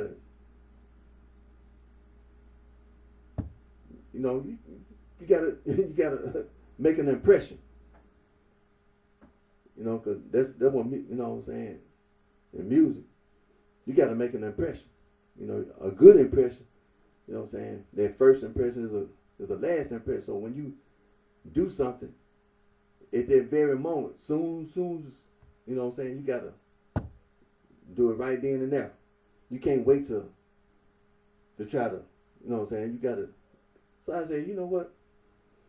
To have an idea of that in that nature, what you talking about, I said, the first thing you're gonna say is crab. Then the next thing you're gonna say is slob. Then the next thing you're gonna say is glazed donut. You know what I'm saying? Vice lords up. See, you gotta do it, man. But see, the impression you make is to make it clear. You ain't nothing. That's all you is an imitator, a fabricator. You know what I'm saying? You fake fraud. So I was like, yeah, that's the right way to go. Yeah. It's the right way to go. Because you got to come out, you got to make it clear. You got to make it clear right then and there. And then from that point on, then, you just go on. But see, from that point on, man, the people that's listening, when they hear it, they already know what time it is. Because you got to always know. Vice Lord walking around. Black P Stone walking around. The Black Disciples, you know what I'm saying? When they, man, you know what I'm saying? It'd be like, man. You know? So I be like, yeah, yeah.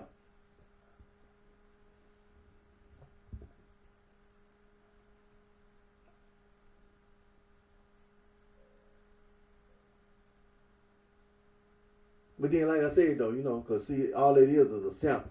When you hear that Warren G. Regulator, all it is, of course, that was a sample of somebody else's music. So, but still, when when you doing something, it's so many samples, it's so much music, rock and roll, blues, soul, jazz, music gets sampled all the time. And so I was like, but see, when you talking about the direction you're going, I was like, you know what? That's the direction you go. Because it gets people's attention. You know what I'm saying? When you're doing something, it gets people's attention. Be like, what? When you say something like that, and then you come out and put that little instrumental on, I know not you can't hear it because it'll be a copyright infringement.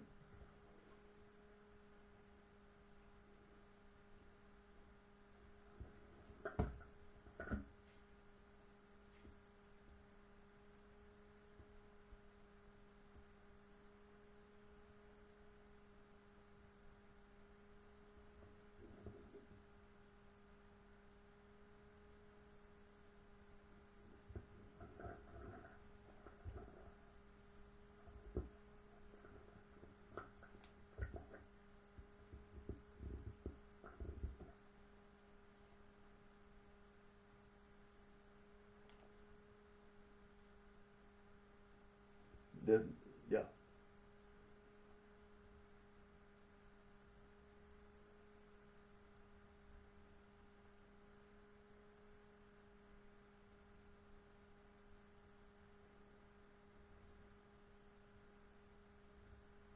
See, when I just listen to the instrumental, don't add no words to it. You just hear the music.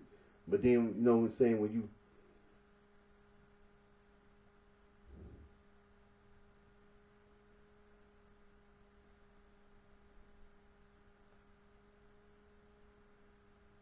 imitators, fabricators, imitators, fabricators, you fake fraud. And then you go from there.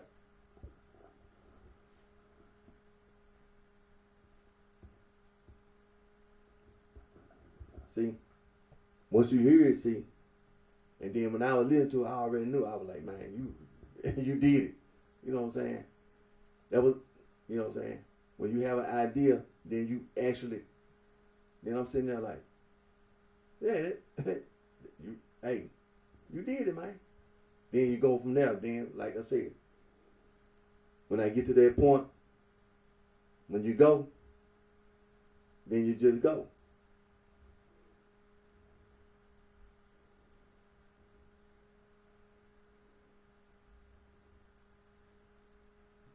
Mm-hmm.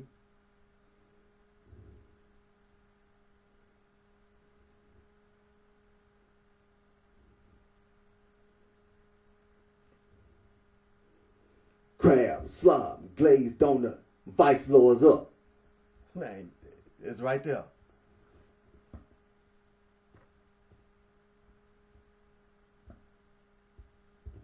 I'm gonna have to stop right there though. But hey, when hey, it's right there. When I was hearing, I was, you know, when you do something, and when you ask, it was right there.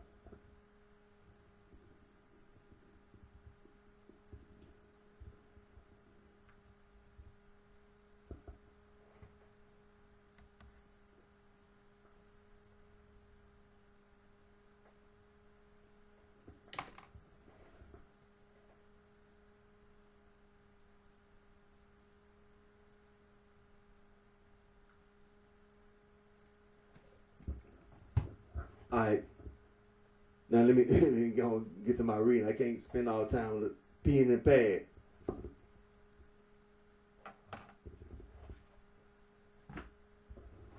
All right, let me get my reading. All right.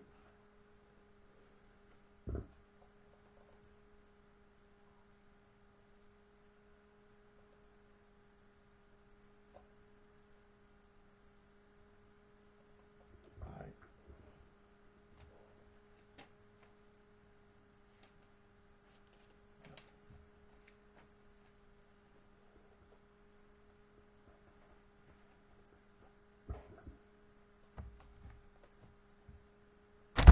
Oh, oh, oh, oh.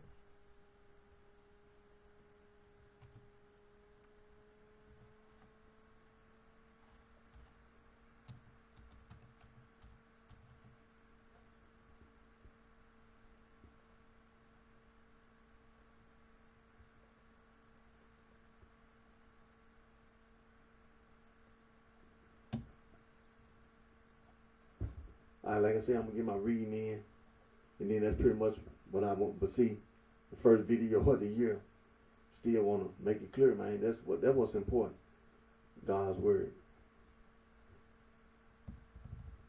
All right, Ciroc. Now you know, going you have BibleGateway.com, and they have all available versions of the Holy Bible, including the Apocrypha and all that, you know. And then they have all the then you have BibleGateway.com. And they also have all the available versions of the Bible. Then both BibleGateway.com and BibleStudyTool.com, they have those study guides, study tools for reading the Bible. So where I'm going to go now, I'm going to go to Bible Gateway.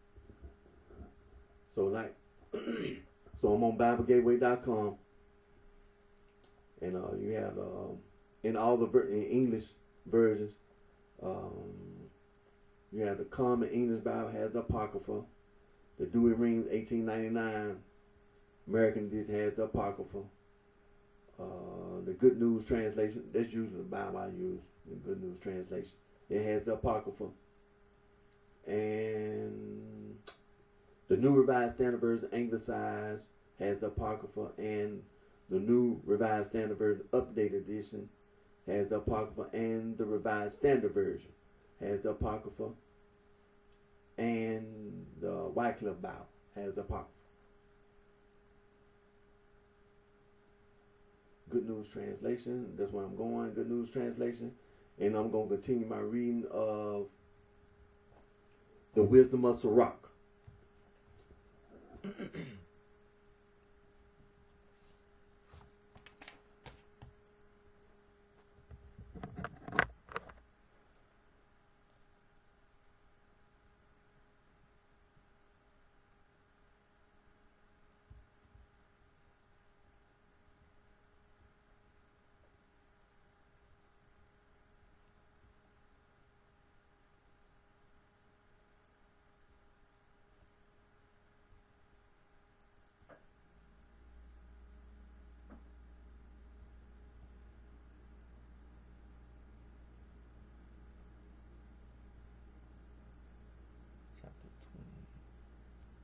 Chapter 29. Yeah.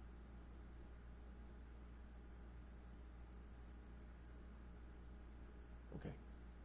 So now I'm going to go to the Wisdom of Sirach. And last time I read chapter 28, verses 1 through 26. So I'm going to go to chapter 29. Wisdom of Sirach, chapter 29. Okay, and then verses 1 through 28. It's verses 1 through 28.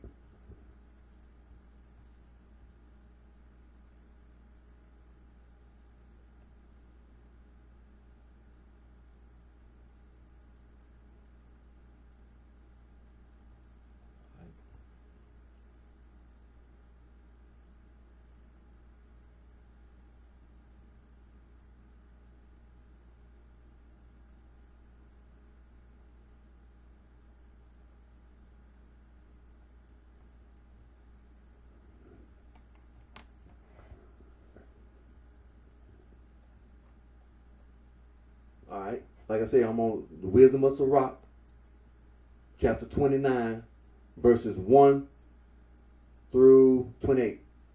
Now, verses 1 through 7, title, Loans and Repayment. And it reads, be kind enough to lend to your neighbor when he needs help. You are keeping the Lord's commands if you help him. If he needs something, lend it to him. And when you are in debt, pay it back as soon as you can. If you meet your obligations, You will always be able to borrow what you need. Many people treat a loan as something they found and can keep, causing embarrassment to those who help them. Some people will speak politely, bow, and scrape until they get the loan they want. But when the time comes to pay it back, they'll put it off, say it's inconvenient, and make a lot of worthless excuses. If the lender insists on being paid, he can count himself lucky to get back half. If he doesn't insist, the borrower has robbed him and made an unnecessary enemy. All the lender will get from him are curses, insults, and disrespect, but never any gratitude.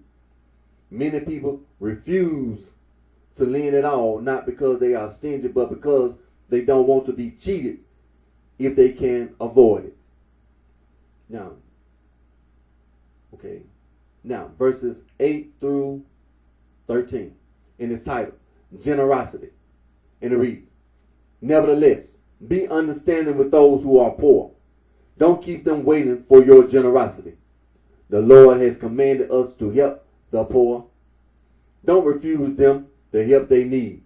It is better to lose your money by helping a relative or a friend than to lose it by letting it rust away under a rock somewhere. Use your wealth as the Most High has commanded. This will do you more good than keeping your money for yourself. Count among your treasures the fact that you give to the poor. It will save you from all kinds of trouble and will be a better defense against your enemies than the strongest shield or stoutest spear. All right, now verses 14 through 20 and its title, Guaranteeing Debts. And it reads, A good man is willing to guarantee his neighbor's debts. Only someone who has lost all sense of decency would refuse to do so. If someone does this favor for you, don't forget it. He has risked his good name for you. There are some ungrateful sinners who abandon those who stand behind them, and they cause them lots of property. Guaranteeing loans has ruined many prosperous people and caused them unsettling storms of trouble. Influential people have lost their homes over it and have had to go wandering in foreign countries. A sinner who hopes to make a profit by guaranteeing a loan is going to find himself involved in lawsuits. So help your neighbor as much as you can, but protect yourself against the dangers involved. And now, verses 21 through 28 in its title, Home and Hospitality. The necessities of life are water, food, clothing, and a home where you can have privacy. It is better to be poor and live under your own crude roof than to enjoy lavish banquets in other people's homes. Be happy with what you have, even if it isn't very much, and don't listen to anyone who would insult your home and family. Going from house to house is a miserable way to live. Anywhere you go, you don't dare speak. You welcome the guests and pour the drinks, and nobody thanks you. Instead, people humiliate you by saying things like, Stranger, come here and set the table. I want to eat what you've got there. Give it here. Go away, stranger. I've got an important guest. My brother is coming to visit, and I need the room. Being denied hospitality or having a money lender hound you, these are hard things for any sensitive person to endure. So I just read verses 1 through 28, chapter 29 of the Wisdom of Sirach. And I was reading from the Good News translation of the Holy Bible.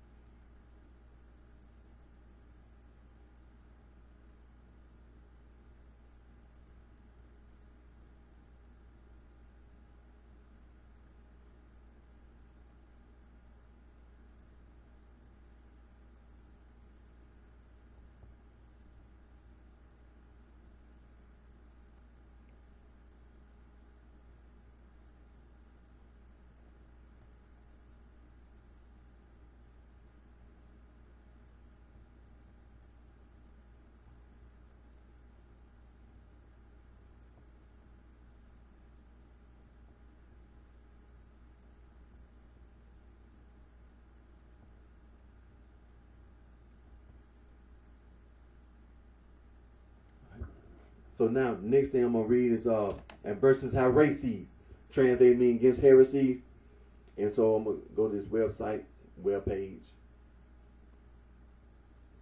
www dot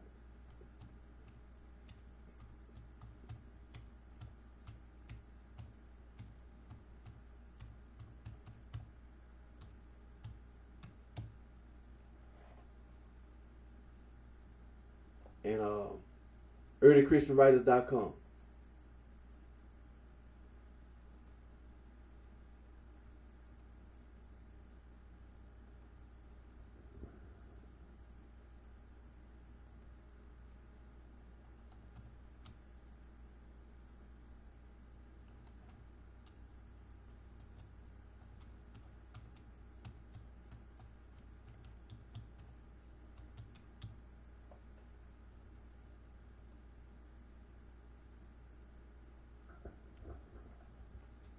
Well, like I said, www.earlychristianwritings.com, and they have a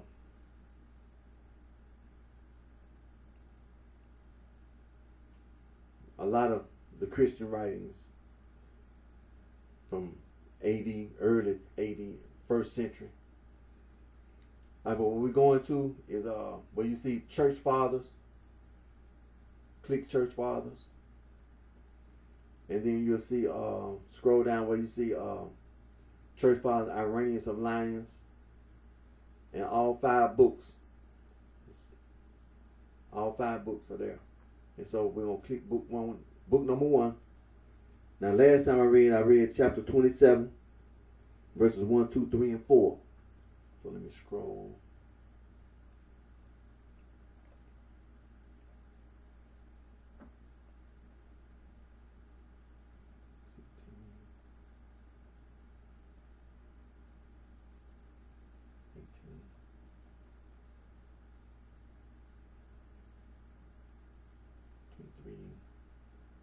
Twenty-four, 24, 25, 26, 27. Oh, okay. Was it 28? Okay, chapter 28. Well,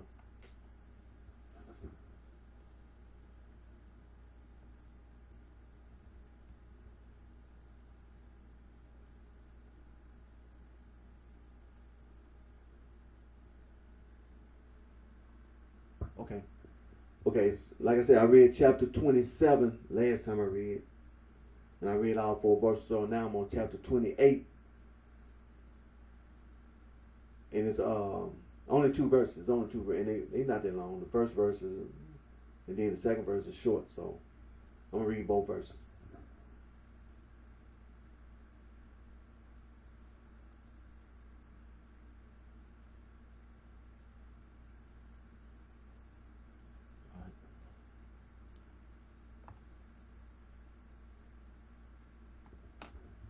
All right, so like I said, chapter 28, and it's titled Doctrines of Tatian, the Encratites, and others. Verse number 1. Many offshots of numerous heresies have already been formed from those heretics we have described.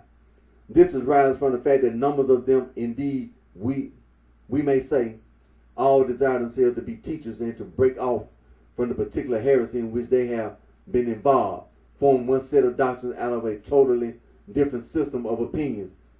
Excuse me. And then again, others from others. Excuse me.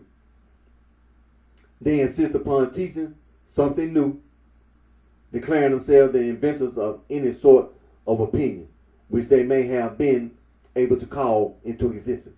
To give an example, springing from Saturninus and Marcion, those who are called Encratites, self-controlled, preached against marriage, thus setting aside the original creation of God and indirectly blaming him who made the male and female for the propagation of the human race. Some of those reckoned among them have also introduced abstinence from animal food, thus proving themselves ungrateful to God, who formed all things. They deny too the salvation of him who was first created. It is but lately, however, that this opinion have been invented among them. A certain man named Tashin first introduced the blasphemy. He was a hero of justice, and as long as he continued with him, he expressed no such views, but after his martyrdom, he separated from the church and excited and puffed up by the thought of being a teacher, as if he were superior to others, he composed his own peculiar type of doctrine. He invented a system of certain invisible aeons, like the followers of Valentinus, while, like Marcion and Saturninus, he declared that marriage was nothing else than corruption and fornication. But his denial of Adam's salvation was an opinion due entirely to himself. Verse number 2. Others, again following upon Basilides and Carpocrates, have introduced promiscuous intercourse and a plurality of wives, and are indifferent about eating meats sacrificed to idols, maintaining that God does not greatly regard such matters, but why continue? For it is an impracticable attempt to mention all those who, in one way or another, have fallen away from the truth. So I just read verses 1 and 2 from chapter 28, titled Doctrines of Tashion, the Encratites, and Others. And I read book number 1. And verse Heresies, translated mean against heresy. So let me scroll back up.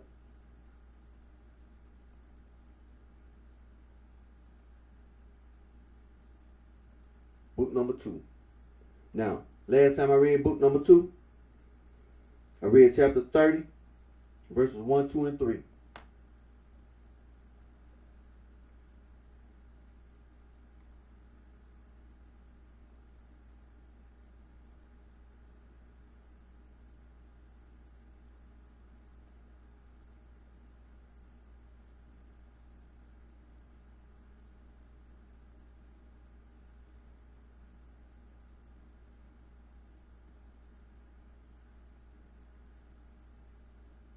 Oh, chapter 30. Okay, chapter 30.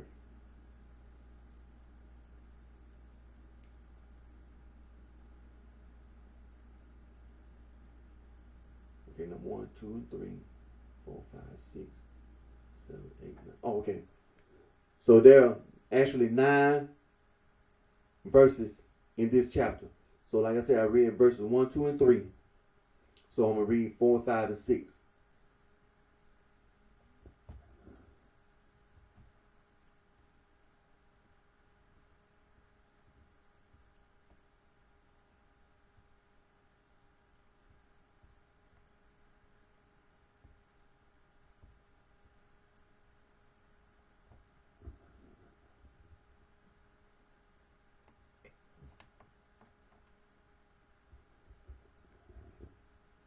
And again, chapter 30 is titled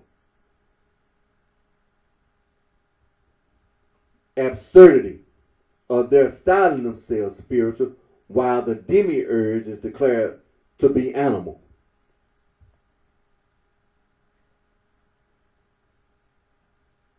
Now, like I said, I'm going to read verses 4, 5, and 6. And it reads, For be it observed, they themselves, according to their own declaration, were then existing as a spiritual conception, in consequence of the contemplation of those beings who were arranged as satellites around Pandora.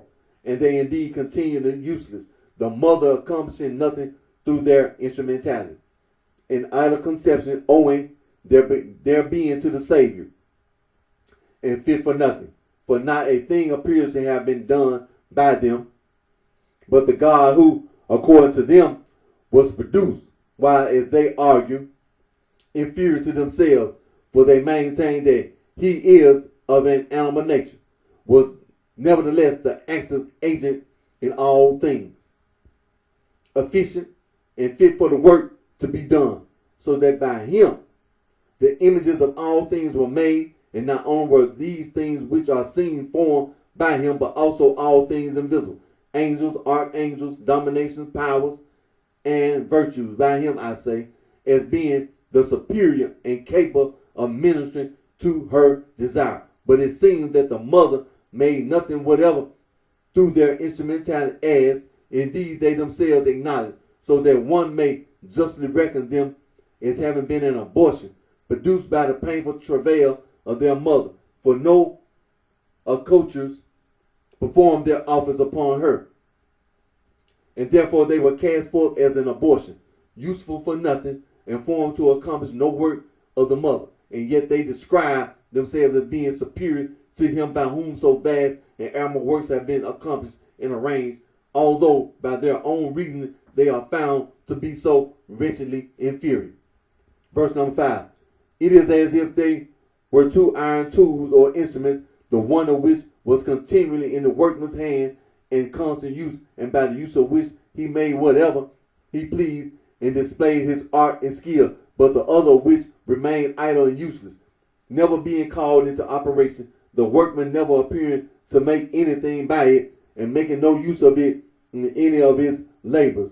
And then one should maintain that this useless and idle and unemployed tool was superior in nature and value to that which the artisan employed in his work, and by means of which he acquired his reputation. Such a man, if any such were found, would just be regarded as imbecile and not in his right mind. And so should those be judged of who speak of themselves as being spiritual and superior, and of the creators possessed of an animal nature, and maintain that for this reason they will ascend on high and penetrate within the pleroma to their own husbands. For according to their own statement, they are themselves feminine, but that God, the Creator, is of an inferior nature, and therefore maintains an intermediate place, while all the time they bring forth no proofs of these assertions. For the better man is shown by his works, and all works have been accomplished by the Creator. But they, having nothing worthy of reason to point to as having been produced by themselves, are laboring under the greatest and most incurable madness. Verse number 6. If, however, they labor to maintain that while all material things such as the heaven and the whole world which exists below it were indeed formed by the demiurge, yet all things of a more spiritual nature than these, those namely which are above the heavens, such as principalities, powers, angels, archangels, dominations, virtues, were produced by a spiritual process of birth, which they declare themselves to be. Then, in the first place, we prove from the authoritative scripture that all the things which have been mentioned, visible and invisible, have been made by one God. For these men are not more to be depended on than the scripture, nor ought we to give up the declarations of the Lord, Moses, and the rest of the prophets, who have proclaimed the truth, and give credit to them, who do indeed utter nothing of a sensible nature, but rave about untenable opinions. And in the next place, if those things which are above the heavens were really made through their instrumentality, then let them inform us what is the nature of things invisible. Recount the number of the angels and the ranks of the archangels. Reveal the mysteries of the thrones, and teach us the differences between the dominations, principality, powers, and virtue. But they can say nothing respecting them. Therefore, these beings were not made by them. If, on the other hand, these were made by the Creator, as was really the case, and are of a spiritual and holy character, then it follows that he who produced spiritual beings is not himself of an animal nature. And thus their fearful system of blasphemy is overthrown. So I read verses 4, 5, and 6. It's a total of 9 verses. I already read verses 1, 2, and 3 on my previous video. And so I read verses 4, 5, and 6. And there are 3 more verses left, 7, 8, and 9. And again, the title of chapter 30 is again, Absurdity of their styling themselves spiritual, while the demiurge is declared to be animal. And I read from book number 2 at verses Heresy against heresy.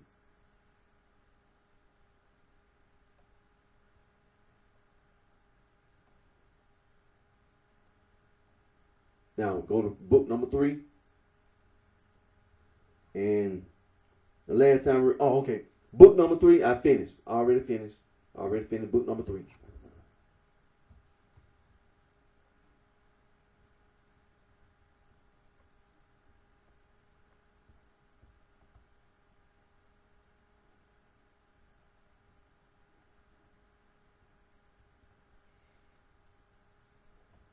So, book number 4.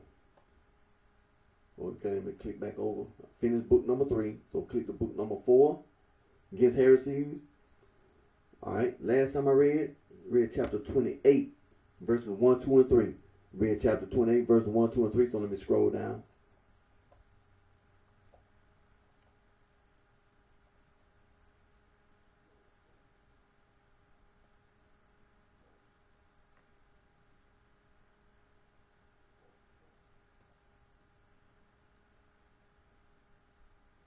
Okay, 30, okay, 28.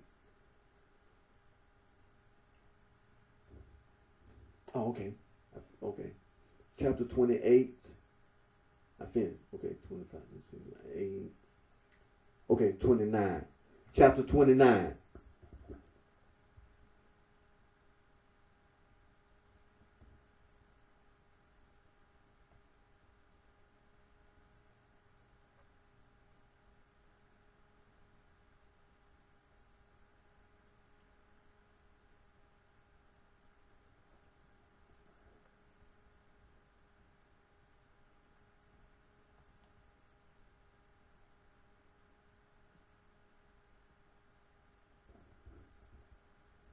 And chapter 29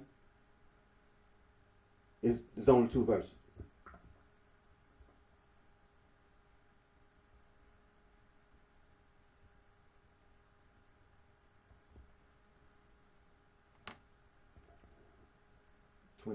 Verses 1 and 2. Okay. And we on book number 4. Book number 4. I finished book number 3. So we on book number 4.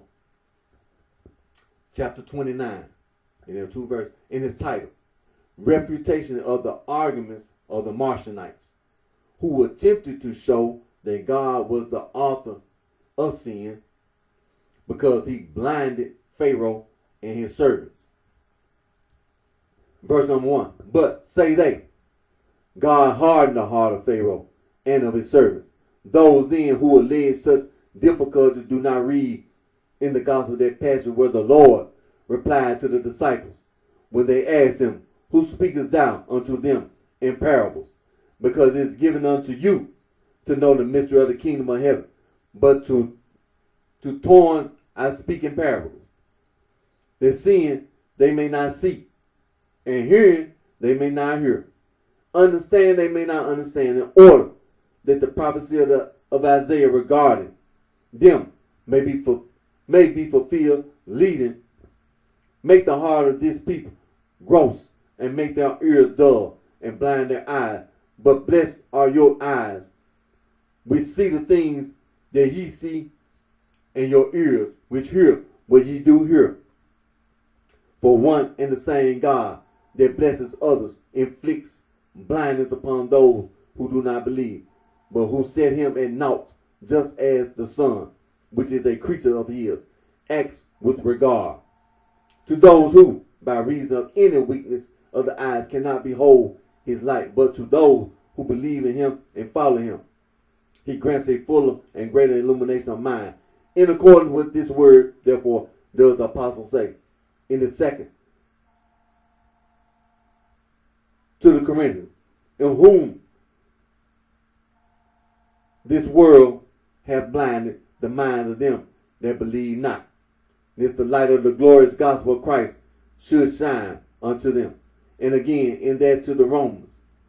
And as they did not think fit to have God in their knowledge, God gave them up to a reprobate mind to do those things that are not convenient. Speaking of Antichrist too, he says clearly in the second to the Thessalonians, and for this cause God shall send them the working of error, that they should believe a lie, that they all might be judged who believe not the truth, but consented to iniquity. Verse number 2. If, therefore, in the present time also God, knowing the number of those who will not believe, since he foreknows all things, he has given them over to unbelief, and turned away his face from men of this stamp, leaving them in the darkness which they have themselves chosen for themselves. What is their wonderful if he did not also at that time give over to their unbelief. Pharaoh, who never would have believed, along with those who were with him, as the word spake to Moses from the bush. And I am sure that the king of Egypt will not let you go, unless by a mighty hand. And for the reason that the Lord spake in parable and brought blindness upon Israel, that seeing they may not see, since he knew the spirit of unbelief in them.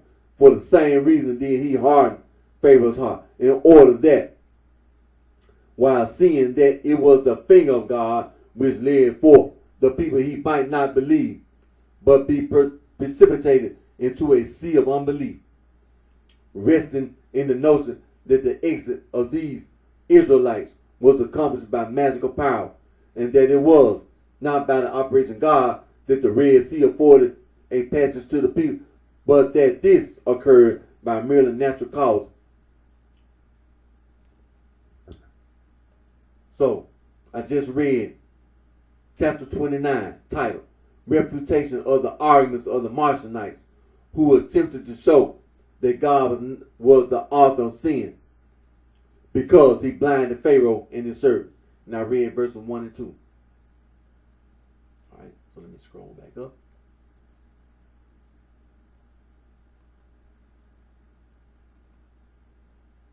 And click over to book number 5.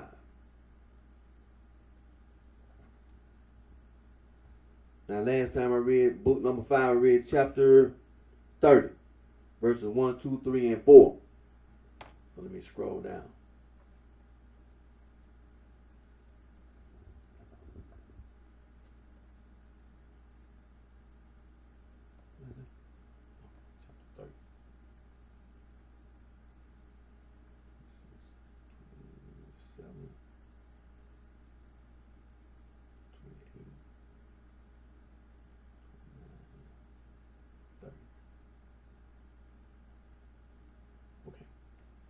So now, chapter 31 is 2 verses.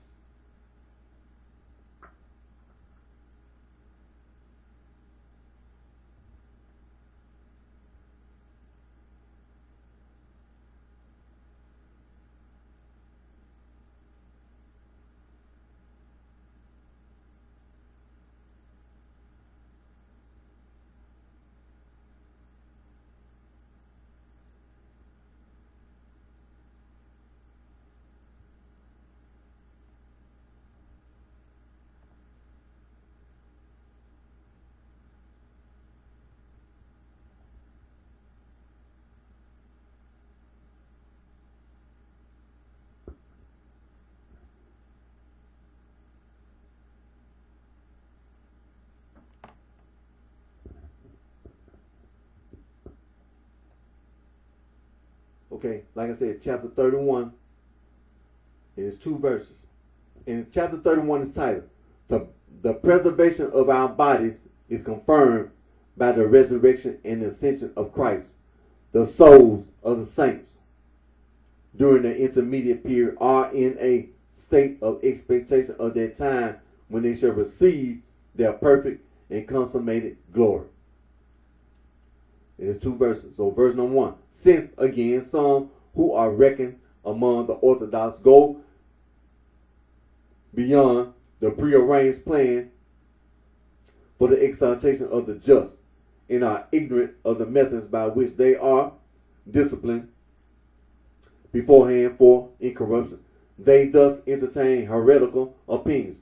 For the heretics, despising the handiwork of God and not admitting the salvation of their flesh, while they also treat the promise of God contemptuously and pass beyond God altogether in the sentiments they form, affirm that immediately upon their death they shall pass above the heavens and the demiurge and go to the mother, Achamoth, or to that father whom they have fiend. Those persons, therefore, who disallow a resurrection affecting the whole man, and as far as in them lies remove it from the midst of the Christian scheme, how can they be wondered at if, again, they know nothing as to the plan of the resurrection? For they do not choose to understand that if these things are as they say, the Lord himself, in whom they profess to believe, did not rise again upon the third day, but immediately upon his expiring on the cross, undoubtedly departed on high, leaving his body to the earth. But the case was that for 3 days he dwelt in the place where the dead were, as the prophet says concerning him, and the Lord remembered his dead saints who slept formerly in the land of sepulchre. And he's descended to them to rescue and save them. And the Lord himself said, as Jonas remained 3 days and 3 nights in the whale's belly, so shall the Son of Man be in the heart of the earth. Then also the apostle said, but when he ascended, what is it but that he also descended into the lower parts of the earth? This too David said when prophesying of him. And thou hast delivered my soul from the nethermost hell. And on his rising again the third day, he said to Mary, who was the first to see and to worship him, touch me not, for I have not yet ascended to the Father, but go to the disciples and say unto them, I ascend unto my Father and to your Father. Verse number 2.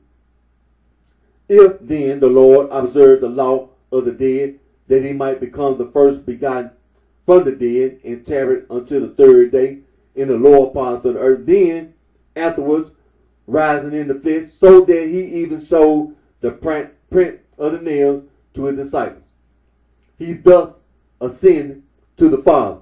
If all these things occurred, I say, how must these men not be put to confusion, who allege that the lower parts refer to this world of ours, but that their eternal man, leaving the body here, ascends into the super celestial place? For as the Lord went away in the midst of the shadow of death, where the souls of the dead were, yet afterwards arose in the body, and after the resurrection was taken up unto heaven. It is manifest that the souls of his disciples also, upon whose account the Lord underwent these things, shall go away into the invisible place allotted to them by God, and there remain until the resurrection, awaiting their event. Then receiving their bodies and rising in their entirety, that is bodily, just as the Lord arose, they shall come thus into the presence of God. For no disciples above the master, but everyone that is perfect shall be as his master. As our master therefore did not at once depart, taking flight to heaven, but awaited the time of his resurrection prescribed by the Father, which had been also shown forth through Jonas, and rising again after 3 days was taken up to heaven. So ought we also to await the time of our resurrection prescribed by God and foretold by the prophets. And so rising, be taken up as many as the Lord shall account worthy of this privilege. So I just read verses 1 and 2 in chapter 31. And it's titled, The Preservation of Our Bodies is Confirmed by the Resurrection and Ascension of Christ. The souls of the saints during the intermediate period are in a state of expectation of that time when they shall receive their perfect and consummated glory.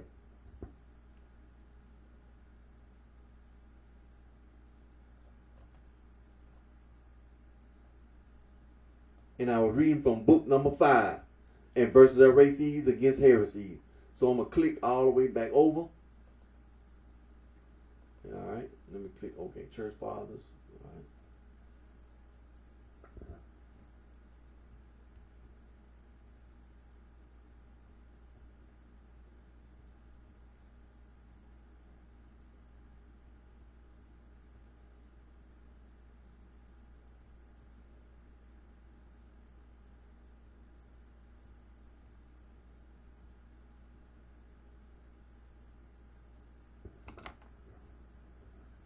Okay, so now let's go to, we on Church Fathers.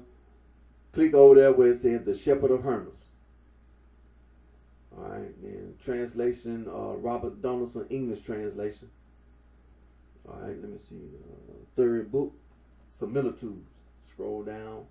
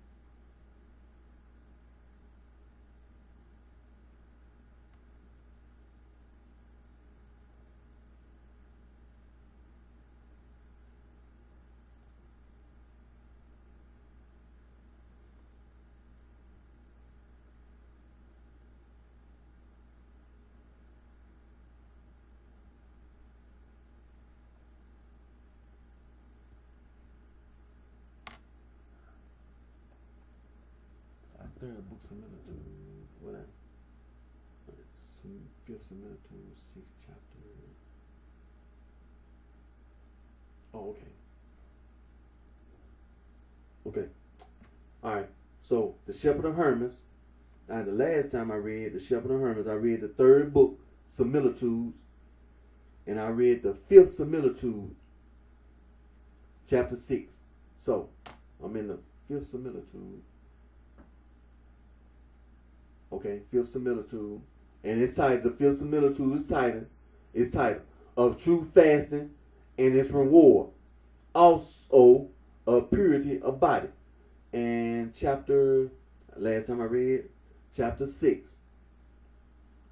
Okay, so I read chapter 6. So the last chapter is chapter 7.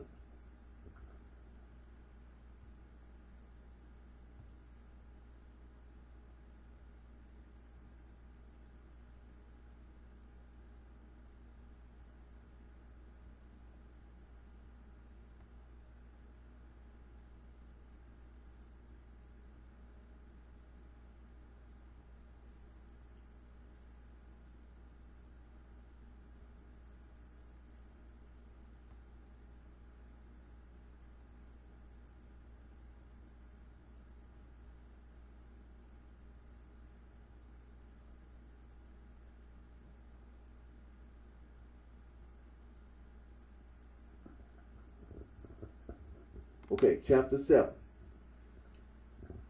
And it reads, I rejoice, sir, I said, to hear this explanation. Here again, he replied, keep this flesh pure and stainless, that the spirit which inhabits it may bear witness to it, and your flesh may be justified.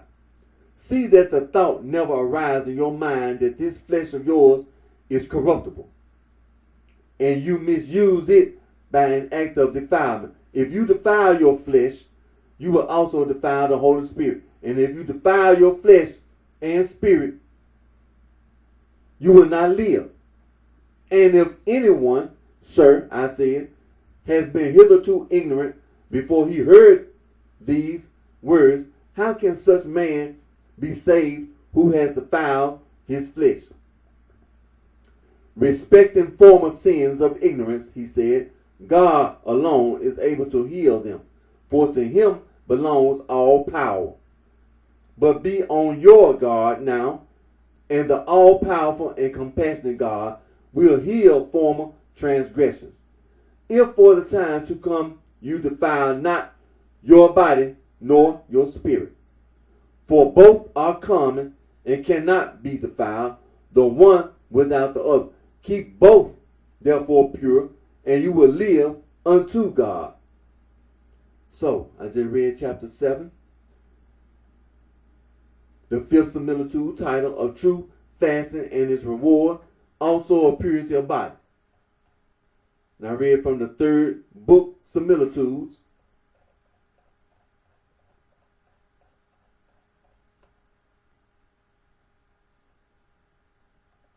And I read the Shepherd of Hermas.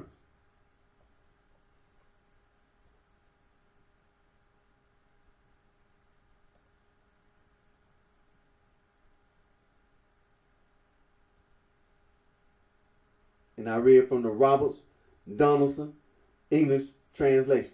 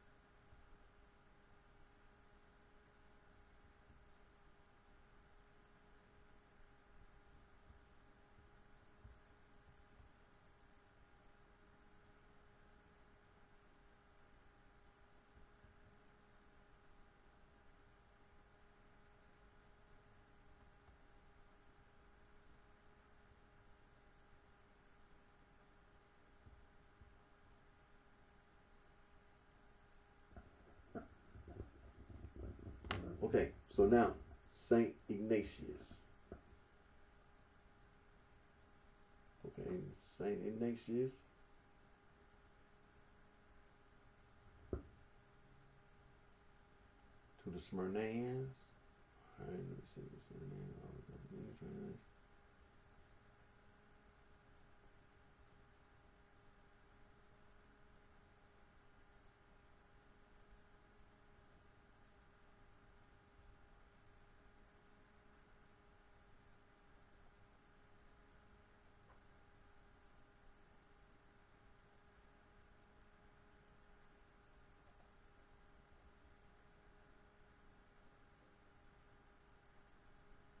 Oh, okay.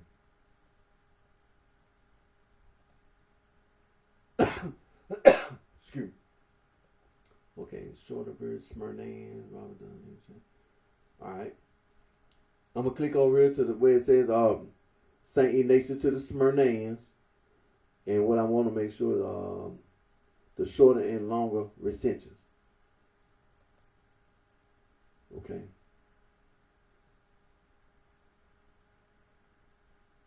Now, apparently, the first one is the shorter, and the second one is the longer.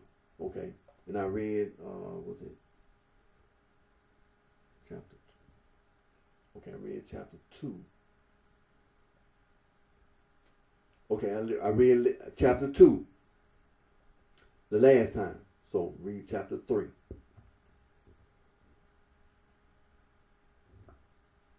Right. Chapter 3.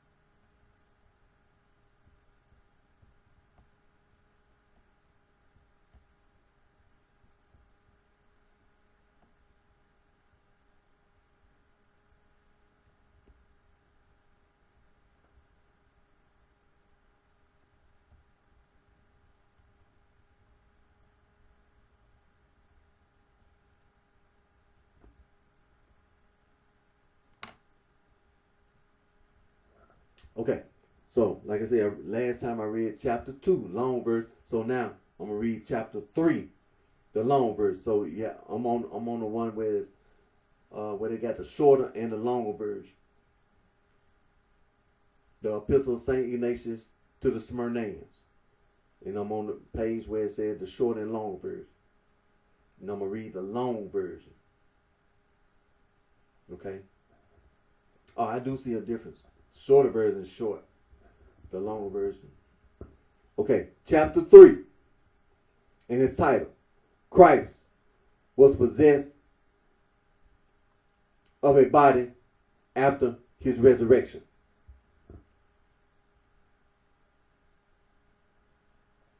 And it reads, and I know that he was possessed of a body, not only in his being born and crucified, but I also know that he was so after his resurrection, and believe that he is so now.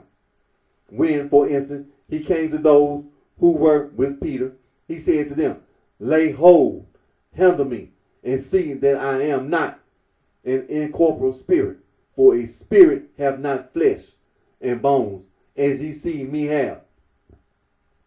And he says to Thomas, reach hither thy finger into the print of the nails, and reach hither thy hand, and thrust it into my side. And immediately they believed that he was Christ. Wherefore Thomas also says to him, my Lord and my God. And on this account also did they despise death, for it were too little to say, indignities and stripes. Nor was this all, but also after he had shown himself to them, that he had risen indeed, and not in appearance only, he both ate and drank with them during 40 entire days. And thus was he with the flesh received up in their sight unto him that sent him, being with that same flesh to come again, accompanied by glory and power. For, say the holy oracles, this same Jesus who is taken up from you into heaven shall so come in like manner as ye have seen him go unto heaven. But if they say that he will come at the end of the world without a body, how shall those see him that pierced him? And when they recognize him, mourn for themselves. For incorporeal beings have neither form nor figure, nor the aspect of an animal possessed of shape, because their nature is in itself simple. Okay, so I just read chapter 3, titled, Christ was possessed of a body after his resurrection. And I read from St. Ignatius of Antioch to the Smyrnaeans. And I read the long version, which is from Robert Donaldson, English translation, the shorter and longer recension. So let me click over and go to St. Polycarp.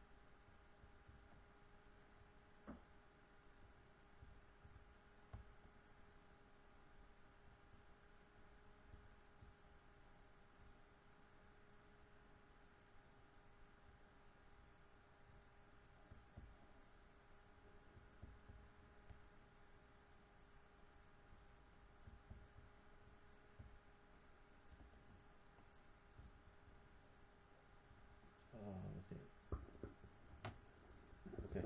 Now let's go over to St. Polycarp. Okay, click Church Fathers, then you'll see Polycarp. Go click. All right, and then it's St. Polycarp of Smyrna, and the Robert Donaldson English translation. All right, so the Epistle of Polycarp to the Philippians, And it starts out, it says, Polycarp, the presbyters with him, to the church of God sojourning at Philippi. Mercy to you and peace from God Almighty and from the Lord Jesus Christ our Savior be multiplied. So last time I read chapter 8. And there are a total of 14 verses, 14 chapters, 14 chapters. And so again, I read chapter 8. So we're going to read chapter 9. Chapter 9.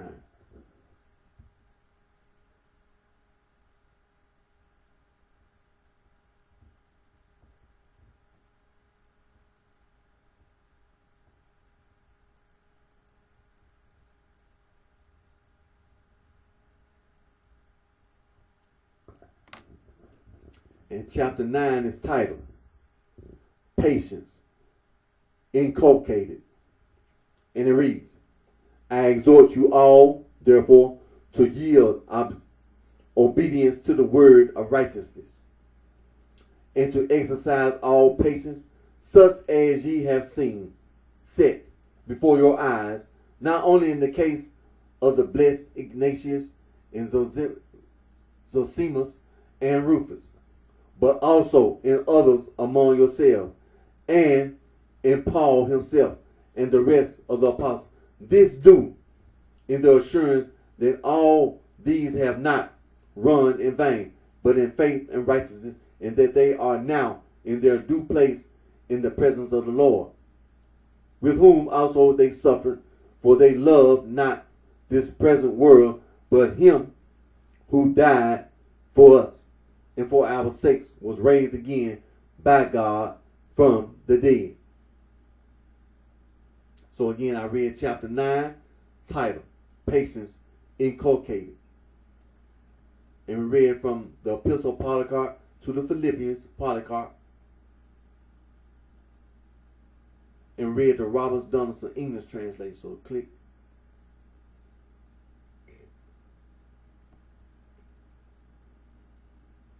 Now let's go over to Saint Justin. You'll see Church Father, you'll see Justin Martyr. All right. And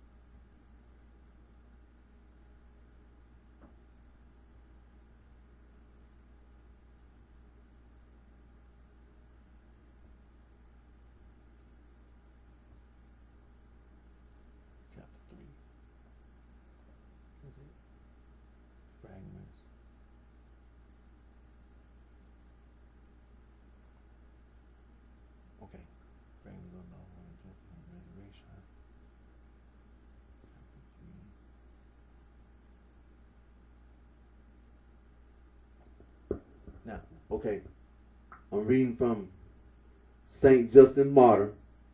Saint Justin Martyr and fragments of the lost work of Justin on the resurrection.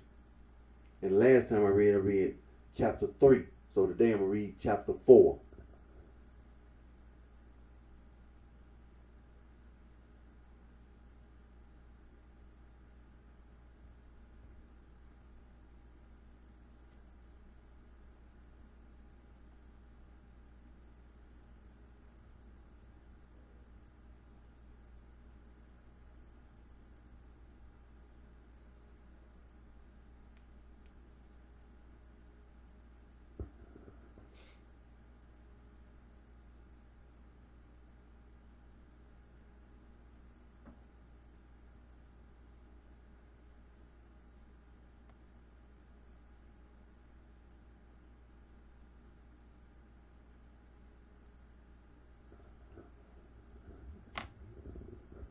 Okay, chapter 4, Justin Martyr. And lost fragments of the lost work of Justin on the resurrection. Like I said, chapter 4, and it's titled, Must the Deformed Rise Deformed? And it reads, well, they say, if then the flesh rise, it must rise the same as it falls. So that if it die with one eye, it must rise one-eyed if lame. If defective in any part of the body, in this part the man must rise deficient. How truly blinded are they in the eyes of their hearts? For they have not seen on the earth blind men seeing again, and the lame walking by his word. All things which the Savior did, he did in the first place in order that what was spoken concerning him in the prophets might be fulfilled. That the blind should receive sight, and the deaf hear, and so on. But also to induce the belief that in the resurrection the flesh shall rise entire. For if on earth he healed the sicknesses of the flesh and made the body whole, much more will he do this in the resurrection, so that the flesh shall rise perfect and entire. In this manner, then, shall those dreaded difficulties of theirs be healed. So I just read chapter 4, title, Must the Deformed Rise Deformed?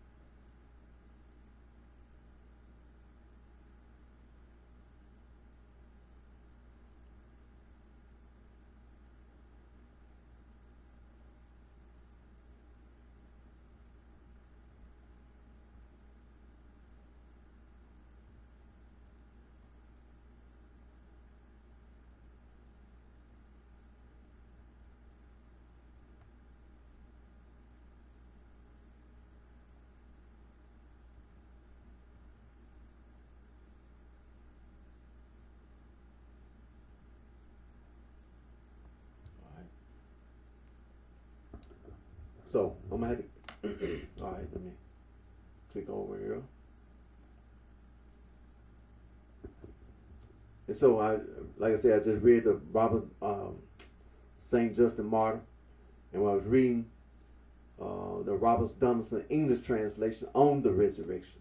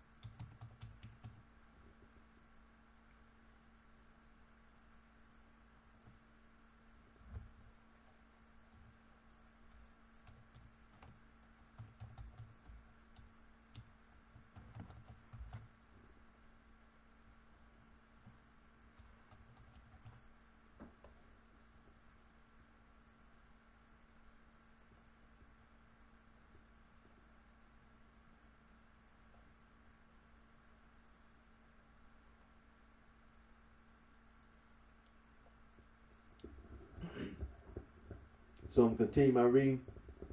Saint Athanasius, the Bishop of Alexandria. And I'm going to be reading from this website.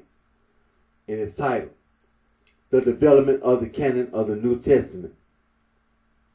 And ntcanon.org/Athanasius. And it's not secure, so, but, and it reads, Athanasius of Alexandria, born 293 Common Era in Alexandria, died May the 2nd, 373 Common Era in Alexandria. Saint Athanasius, theologian, ecclesiastical statesman, and Egyptian national leader, was the chief defender of Christian orthodoxy in the 4th century battle against Arianism, the heresy that the Son of God was a creature of light, but not of the same substance as God the Father. Athanasius attended the Council of Nicaea 325 and shortly thereafter became Bishop of Alexandria 328.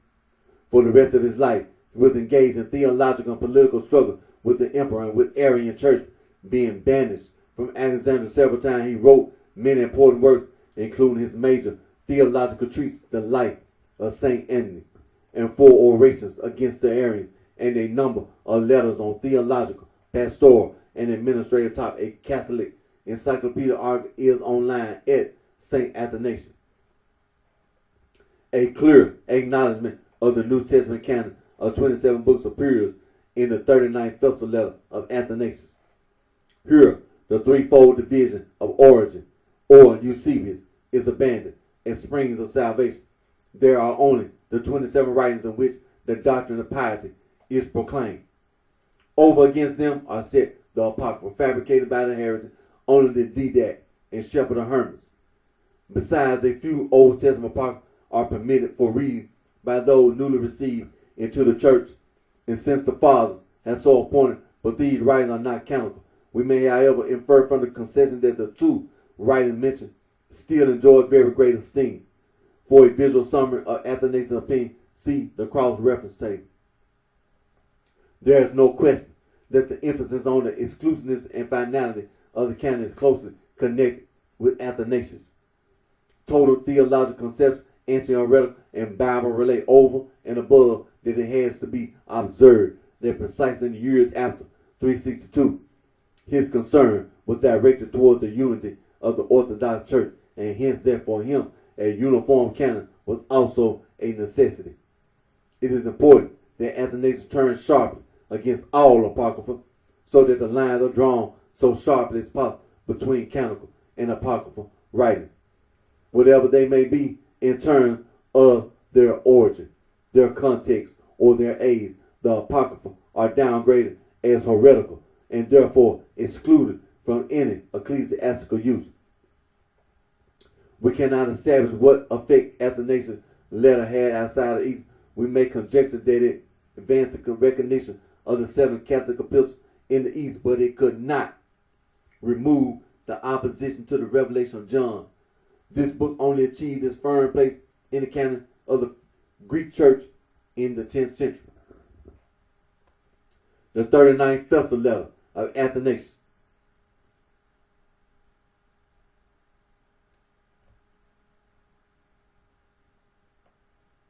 (367) Common Era.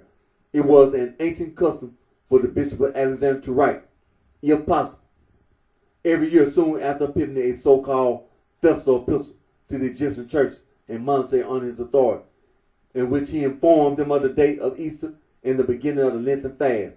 By fixing the date of Easter, this yearly epistle fixed also the dates of all Christian festivals of the year. In view of the reputation of Alexandrian scholars who were devoted to astronomical calculation, it is not surprising that other parts of Christendom should eventually come to rely on the Egyptian church for information concerning the date of Easter, made available to the Western church through the Bishop of Rome and to the Syrian church through the Bishop of Antioch. From Athanasius' 39th Festal letter in the year 367, since, however, we have spoken of the heretics as dead, but of ourselves as possessors of divine rights unto salvation, and since I am afraid that, as Paul has written to the Corinthians, 2 Corinthians 11, chapter 3rd verse, some guileless person may be led astray from their purity and holiness by the craftiness of certain men, and begin thereafter to pay attention to other books, the so-called apocryphal writings, being deceived by their possession of the same names as the genuine books. I therefore exhort you to patience when, out of regard to the church's need and benefit, I mention in my letter matters with which you are acquainted. It being my intention to mention these matters, I shall, for the commendation of my venture, follow the example of the evangelist Luke and say, Luke, the 1st chapter, verses 1 through 4, since some have taken in hand to set in order for themselves the so-called apocrypha, and to mingle them with the God-inspired scripture, concerning which we have attained to a sure persuasion, according to what the original eyewitness and ministers of the word have delivered unto our fathers. I also, having been urged by true brethren, and having investigated the matter from the beginning, have decided to set forth in order the writings that have been put in the canon, that have been handed down and confirmed as divine, in order that everyone who has been led astray may condemn his seducers, and that everyone who has remained stainless may rejoice, being again reminded of that. Now, Athanasius, now in the first place, enumerates the scriptures of the Old Testament. He then proceeds. Continuing, I must without hesitation mention the scriptures of the New Testament. They are the following: the 4 Gospels, according to Matthew, Mark, Luke, and John. After them, the Acts of the Apostles, and the 7 so-called Catholic epistles of the Apostles, namely 1 of James, 2 of Peter, then 3 of John, and after these, 1 of Jude.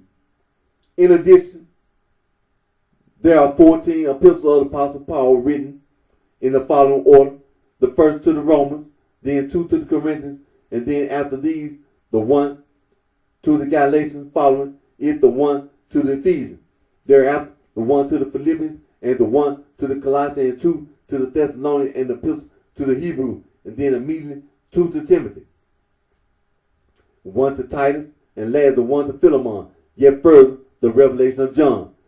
These are the springs of salvation, in order that he who is thirsty may fully refresh himself with the words contained in them alone, in the doctrine of piety proclaim, let no one add anything to them or take anything away from them. But for the sake of greater accuracy, I add, being constrained to write, that there are also other books besides these, which have not indeed been put in the canon, but have been appointed by the fathers as reading matter for those who have just come forward and wish to be instructed in the doctrine of piety. The wisdom of Solomon, the wisdom of Sirach, Esther, Judith, Tobias, the so-called teaching, Didac, of the apostle, and the shepherd. And although beloved, the former are in the canon, and the latter serve as reading matter, yet mention is nowhere made of the apocrypha. Rather, they are a fabrication of the heretics, who write them down when it pleases them, and gems are assigned to them an early date of composition in order that they may be able to draw upon them as supposedly ancient writings and have them occasion to deceive the guileless.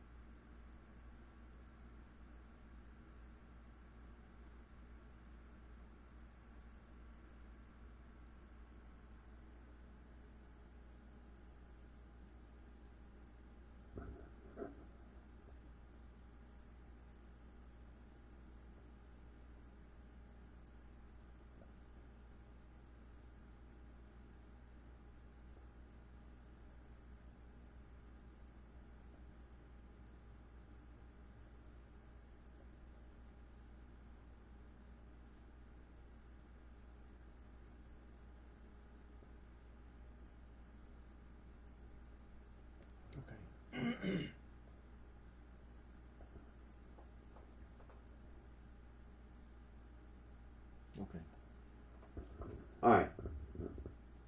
We over here on what's this?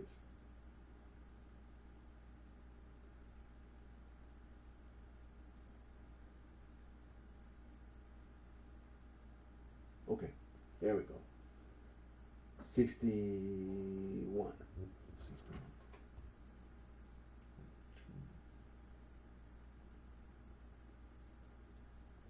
First section.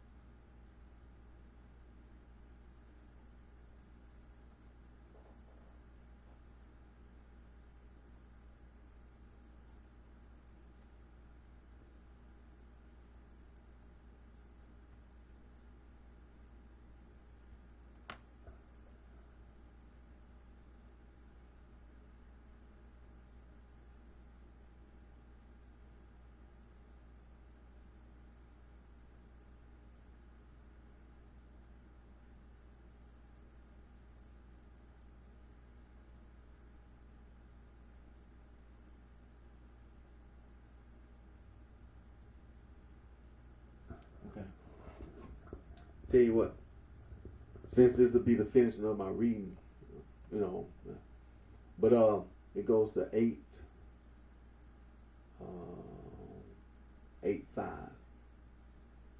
So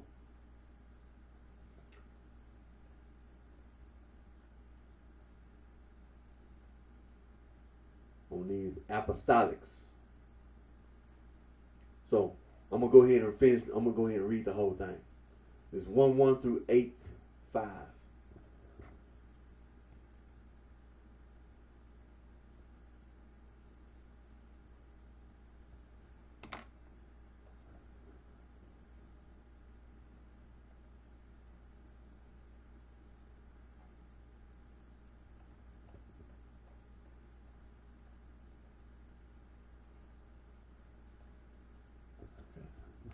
So like I said, Saint Epiphanius of Salome, Bishop of Cyprus, against the apostolics.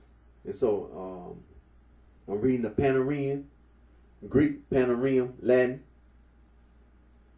Translate mean bread basket. And I'm reading from book number 2, the first section of book number 2. And I'm reading section 4. And I'm reading part 61. And again, it's Saint Epiphanius of Salome, the Bishop of Cyprus, against the apostolics.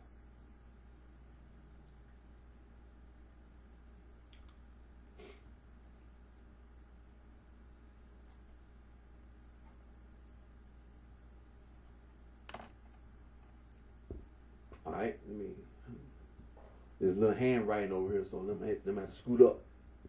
All right. Okay, like I said, it's 1:1 through 8:5. I'm going to go ahead and read it. Okay, all right, here we go. Others, after these, have termed themselves apostolics. They also like to call themselves apostatics, since they practice the renunciation of possessions. They too are an offshoot of the doctrines of Tatian, the Encratites, the Tatianists, and the Purists, and they do not accept marriage at all. Their mysteries also have been altered. They boast of supposedly owning nothing, but they divide and harm God's holy church to no purpose and have been deprived of God's loving kindness by their self-chosen regulation. For they allow no readmission if one of them has lapsed. And as to matrimony and the rest, they agree with the sets we mentioned above, and the purists use only the canonical scripture. But these people rely mostly on the so-called Acts of Andrew and Thomas. It has nothing to do with the ecclesiastical canon. But they are wrong. For if marriage is abominable, all who are born of marriage are unclean. And if God's holy church is composed only of those who have renounced marriage, marriage cannot be of God. And if it is not, the whole business of procreation is ungodly. And if the business of procreation is ungodly, so are they, since they have been begotten by such behavior. But what becomes of Scripture? What God hath joined together, let no man put asunder. To satisfy the necessities of nature is human, but voluntary continence displays not the work of man, but the work of God. And the necessity of nature, indeed, is often blameworthy because the necessity is not satisfied in a praiseworthy manner, but has overstepped the rule. For godliness is not a necessity, righteousness is by choice.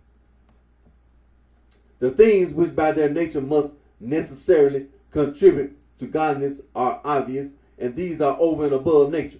For example, not committing fornication, not committing adultery, not being licentious, not having two spouses at once, not plundering, not being unjust, not getting drunk, not being gluttonous, not worshiping idols, not committing murder, not practicing sorcery, not cursing, not rivaling, not swearing, being annoyed and quickly appeased, not sinning when angered, not letting the sun go down on one's wrath, but lawful wedlock is godly. Nature which God has created and permitted will show, and the other thing of this sort have each their measure of permission. But as I have previously said of them, they live in a small area around Pergia, Cilicia, and Pamphylia. Now what does this mean? Has the church, which reaches from one end of the earth to the other, been exterminated? Will their sound is gone out unto all lands, and their words unto the ends of the world? No longer whole, or is the Savior's, ye shall be witnesses unto me, unto the uttermost part of the earth. No longer in force. If marriage is not respectable, godly, and worthy of eternal life, they themselves should be born without marriage. But if they are born of marriage, they are unclean because of marriage. If, however, they alone are not unclean, even though they are the products of marriage, then marriage is not unclean. For no one will ever be born without it. And there is a great deal of human error which harms humanity in various ways and for many reasons, in which by pretense leads everyone astray from the truth. The church too believes in renunciation, but it does not consider marriage unclean. It also believes in voluntary poverty, but it does not look down on those who are in righteous possession of property and have inherited enough from their parents to suffice for themselves and the needy. Many Christians have enough to eat, but they are not contemptuous of those who do not. Let not him that eateth despise him that eateth not, and let not him which eateth not judge him that eateth. For to the Lord he eateth and drinketh, and to the Lord he eateth and drinketh not. And you see that there is one harmony, one hope in the church, and one faith, granted each in accordance with his ability and his own laborious struggle. God's holy church is like a ship. However, a ship is not made of one kind of wood, but of different kind. Its keel is made of one kind of wood, though not all in one piece, and its anchors of another. Its beams, planks, and ribs, its frame timber, the stern, sides, and cross rods, the mast and the steering paddle, the seats and the oar handles, the tillers, and all the rest are an assemblage of different kinds of wood. But since each is made of only one kind of wood, none of these sets exhibits the character of the church.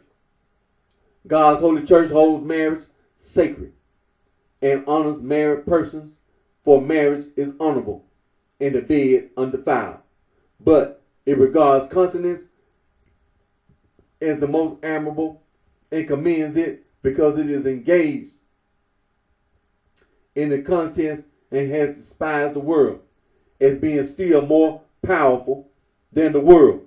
And the church believes in virginity, and it accords it the highest honor because it is a thing of virtue and is fitted with the lightest wing. The church has members who have renounced the world and yet are not contemptuous of those who are still in the world. They rejoice in the very great piety of such persons. So did the apostles, who owned nothing themselves and yet did not look down on the others. And the Savior himself owned no earthly possession when he came in the flesh, though he was Lord of all. And yet he did not reject the women who assisted his disciples and himself. The gospel said, women which followed him from Galilee ministering unto him of their substance. If no one may own property, what is the point of hither to my right hand? Ye blessed, for whom my heavenly Father hath prepared the kingdom before the foundation of the world. For I was an hungered, and ye gave me meat, thirsty, and ye gave me drink. And I was naked, and ye clothed me. How could they do these things except with the fruits of their honest labor and their righteously acquired possessions? And if these people who have made their own renunciation and live like the apostles would mix with the rest of us, their ways would not seem strange or foreign to God's ordinance. And if they renounce wives for the sake of continence, their choice would be praiseworthy, provided that they did not call marriage unclean, and provided that they treated the still married as comrades, knowing the limitation and the rank of each. For God's ship takes any passenger except a bandit. If it finds that someone is a robber and bandit, it does not take him on board, or one who is a fugitive and in rebellion against his owners. Thus God's holy church does not accept fornication, adultery, the denial of God, and those who defy the authority of God's ordinance and his apostles. But it takes the man on important business, the experienced seaman, the pilot, and helmsman, the bow lookout, the man in the stern, the one most used to command, the one who knows something of cargo and lading, and someone who simply wants to cross the ocean without drowning. And there is no question of the ships not providing safety for someone who does not have a particular amount of property. It knows how to save all, and each in his own profession. Why are the members of Caesar's household greeted in the epistles? Why the apostles? If any man think that he behaving himself uncommonly toward his virgin, and need so require, let her marry. She sinneth not. But sinneth not cannot apply to him without baptism. For if all have sinned and come short of the glory of God, being justified freely by his grace, this is plainly through the labor of regeneration. For baptism has adorned the soul and the body, washing every sin away through repentance. Thus the gift of baptism both enfolds the virgin, and because of her sinfulness hastens to seal the non-virgin. But though I have said that the apostle directed the virgin to marry, no one need get the silly notion that he gave his direction to dissuade the woman from her course once she had vowed virginity to God. He did not mean these women, but marriageable women who had remained virgins in their prime, not for virginity's sake, but because they of their inability to find husbands. The apostles who were Jewish and had begun their preaching after lives lived by the law were still bound by the provisions of the law, not for any fleshly justification, but out of regard for the law's fitting sureness and strictness. The law admirably forbade the Israelites to give their daughters to Gentiles who might seduce them into idolatry. Thus, a believer at that time was ordered not to give his virgin daughters to Jews in alone, but to Christians, whose beliefs and opinions were the same as theirs. But as the gospel was new, there was not yet a large number of Christians in every place, and not a great deal of Christian teaching. Hence, the fathers of virgin daughters would keep their virgins at home for a long time, if they could not give them to Christians. And when they were past their prime, they would fall into fornication from the necessity of nature. So, because the apostle saw the harm that resulted from this strictness, he permitted marriage to Jews and said, he who would give his virgin in marriage. And he did not say his own virgin, for he was not speaking of the man's own body, but of the father's guarding a virgin daughter. But even if his virgin means his own body, there is nothing to prevent the man from giving his daughter. Thus he said, he that standeth steadfast in his intention, and also to do, let her marry. She sinneth not. Let her marry anyone she can. She is not sinning. And this is why he says, art thou bound unto a wife? Seek not to be loose. Art thou loose from a wife? Seek not a wife. The apostle, who says, I would that all men be even as I, also said, if they cannot contain, let them marry. And again, when he was urging the unmarried to remain so, he said, I say therefore to the unmarried and widows, it is good for them if they abide even as I. But then, how could he go on to say, art thou bound unto a wife? Seek not to be loose.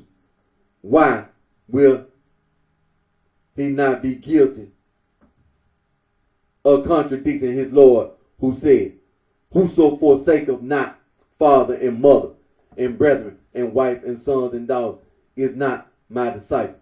But if Christ means that one must forsake his lawful wife and his father, how can he himself say in turn, he that honoreth father or mother? This is the first commandment with a promise attached.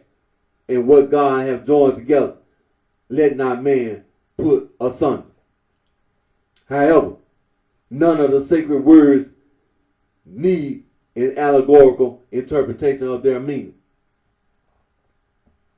They need examination and the perception to understand the force of each proposition.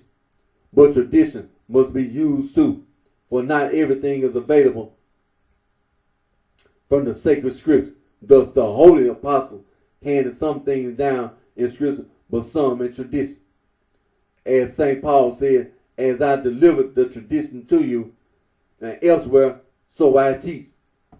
And so I have delivered the tradition in the churches. And if you keep the tradition in memory, unless ye have believed in vain. God's holy apostles then gave God's holy church the tradition that it is sinful to change one's mind and marry after vowing virginity. And yet the apostle wrote, if the virgin marry, she hath not sinned. How can the one agree with the other? By that virgin, he does not mean the one who had made a vow to God, but the one on whom virginity has been forced by the scarcity at that particular time of men who believe in Christ. And that this is the case, the same apostle will teach us by saying, younger widows refuse, for when they have begun to wax wanton against Christ, they will marry, having damnation, because they have cast off their first faith. If even a woman who has been widowed after knowing the world will be condemned for abandoning her first faith because she has vowed to God and then married, how much more will a virgin, if she marries after devoting herself to God without having known the world? For why has she indeed not waxed far more wanton against Christ and abandoned the greater faith? Why will she not be condemned for relaxing her own godly resolution? Let them marry, bear children, guide the house, is a concise and temperate retort to those who think evil of every disposition in the church's tradition. It is the reputation of those who call themselves apostolics, apostatics, and incretites, also of the soft-headed churchmen who persuade women to shrink the running of a full course, refusing to finish the race because of its length. And whoever repudiates virginity for God's sake and dishonors the contest is a sinner and liable to judgment. If an athlete cheats in a game, he is flogged and put out of the contest, and anyone who cheats on virginity is ejected from a race, crown, and prize of such importance. But judgment, not condemnation, is the better alternative. Those who do not commit their fornication openly for fear of being shamed before men, but do it in secret, have a further sin because they do this under the pretense of virginity, monogamy, or continence. 4. They do not have to confess to men, but they do to God, who knows secrets and at his coming convicts all flesh of its sins. It is better then to have the one sin and not further sin. If one drops out of the race, it is better to take a lawful wife openly, and in place of virginity, do penance for a long time, and be readmitted to the church as one who has strayed and wept and is in need of reinstate, and not be wounded every day by the secret darts of wickedness which the devil launches at him. This is what the church knows how to preach. These are her healing medicines. These are the kinds of unguents she prepares. This is the compound of the holy oil in the law. This is the fine faith with its sweet fragrance which steals the athlete for the contest, reminding him that to be crowned, he must stay the course. And this is the work of God, gathering all things for royal disposition.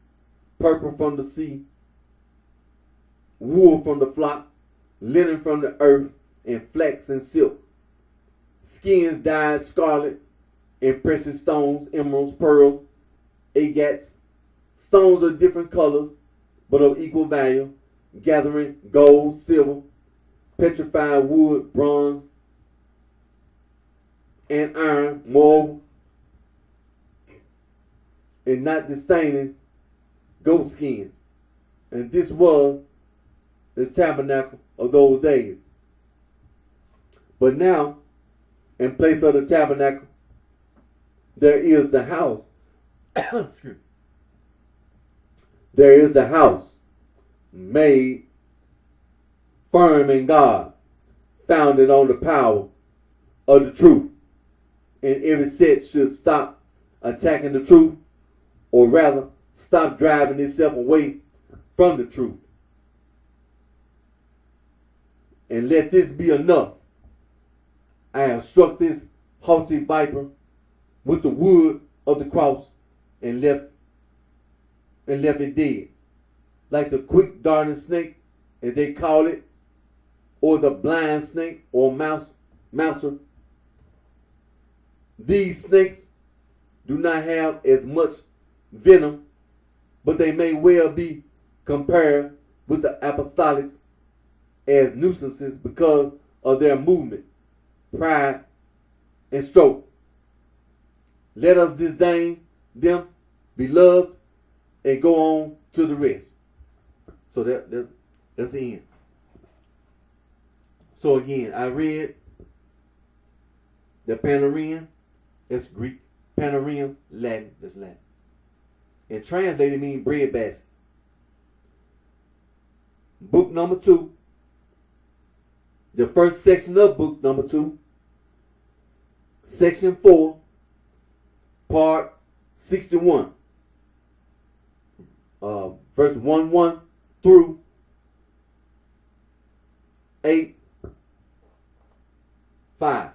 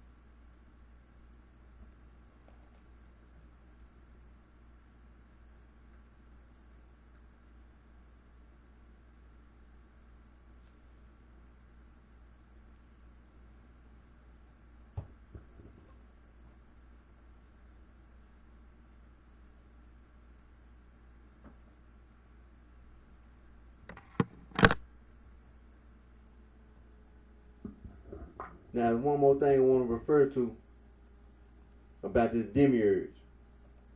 Now, again, like I started my video, I already made it clear. You're not going to sit up here and try to play dumb like you some kind of blind, deaf, and dumb, like you some kind of retard or something in resource class, like you in the slow class. Now, if you want to play, I done told you, it's 2023. I done told you. From this point on, you lie, you die. You lie, you die. That's over. That's over. They going around talking about you or not. That's over, man. That's over. Now let me throw this out there. Let me look. All these black / African Americans oppressed, denied education, all that stuff. All that. Slavery, all that.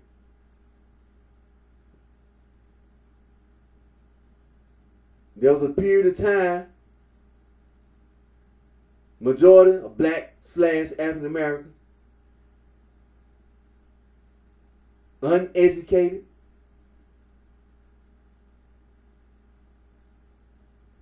undereducated, miseducated, all that.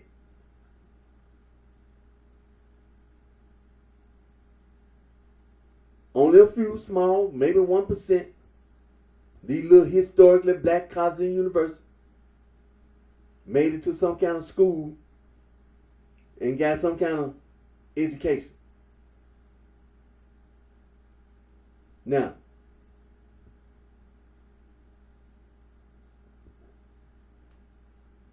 a lot of people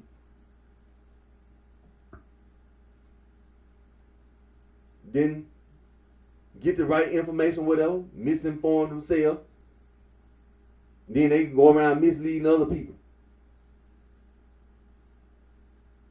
Now, not right.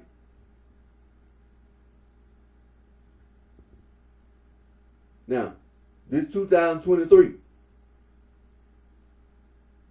There's a lot of people still alive.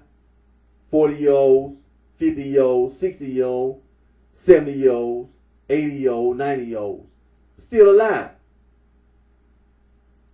Some of them didn't get no misinformed and misled.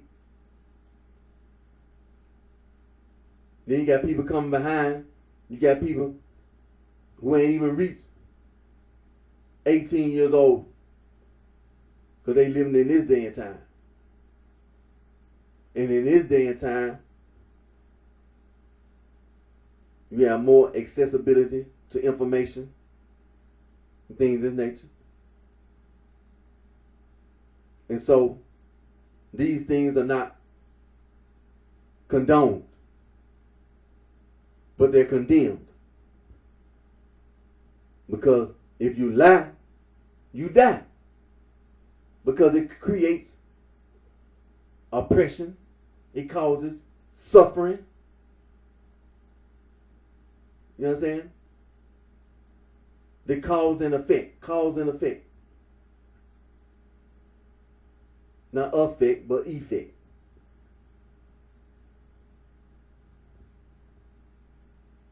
So these things cannot be condoned.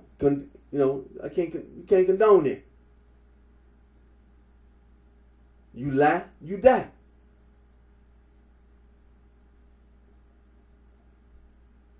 It causes pain. And because that pain, it creates, it leads to a lot of animosity and things of that nature. Because see, in this day and time, it really ain't no excuse. There's no excuse. If I leave my video telling you,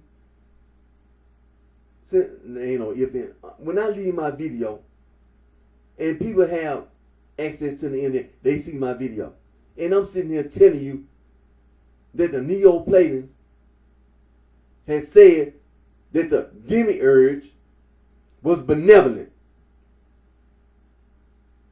and that the demiurge desired a world of good.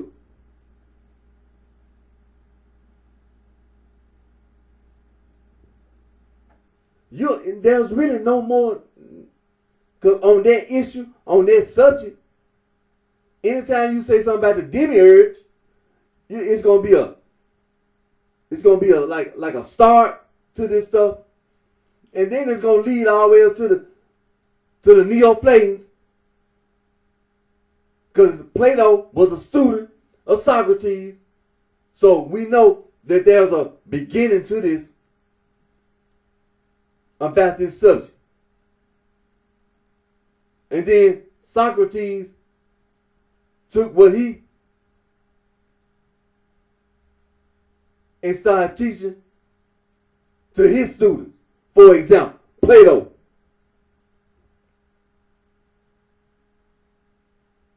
And then those who came behind Plato, the Neoplatons, they didn't change nothing.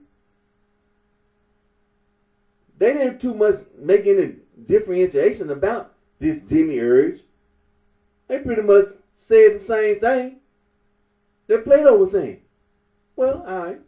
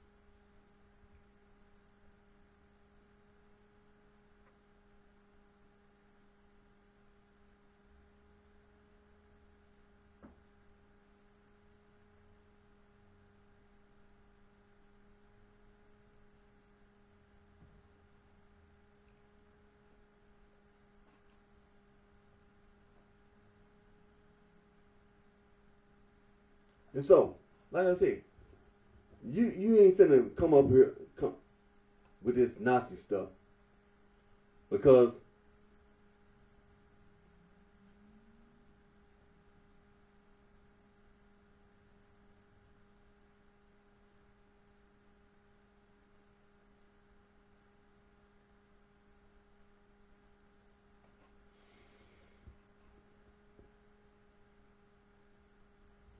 and so if you lie, you die. Because basically the Neoplatons, the demiurge,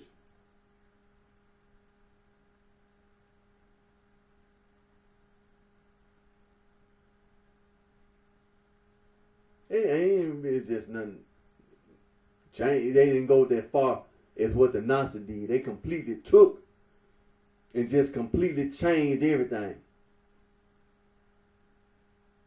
And went opposite. And it's like you went opposite, in the opposite direction.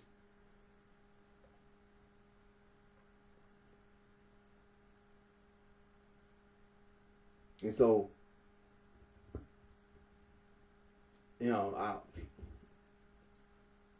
everybody else was pretty much going in the same direction from where it even came from. You go past Plato, you go back to Plato.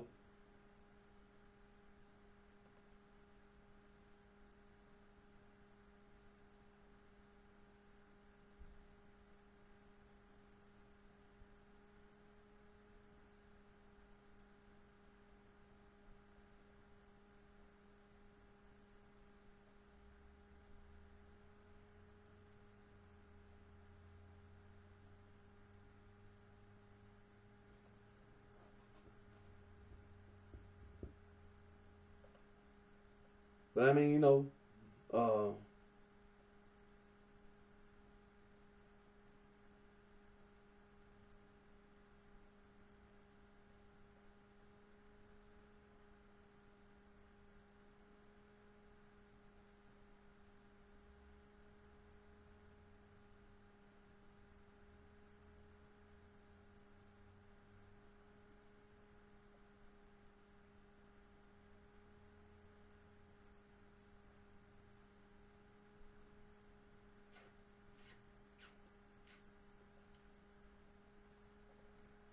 and so on and so forth. So, I mean, if you were standing on the sidewalk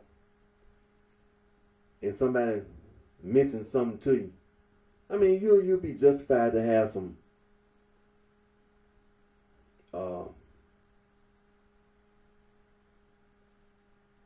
issues about it. If you heard somebody on the sidewalk, on the curb, down on the street corner, trying to bring up some stuff about some Valentina's and trying to persuade you to be a Gnostic, because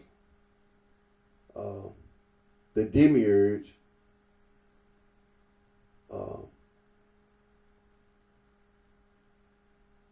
the Neoplatons,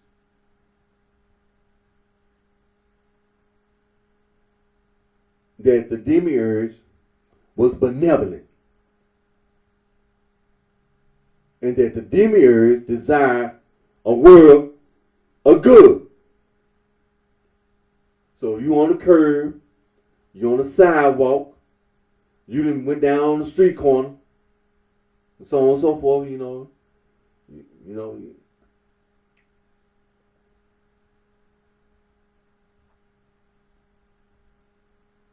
Talking about somebody, some Nazi. Look, you lie, you die. You lie, you die. You lie, you gonna die.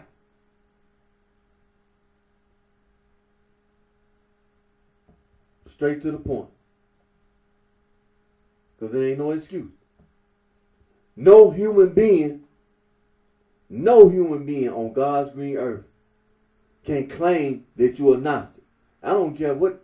If you see somebody walking their ass around, look, they trying to take, and they think they can get away with it. But when you knowledgeable, you ain't got to have no PhD. You don't have to have no PhD.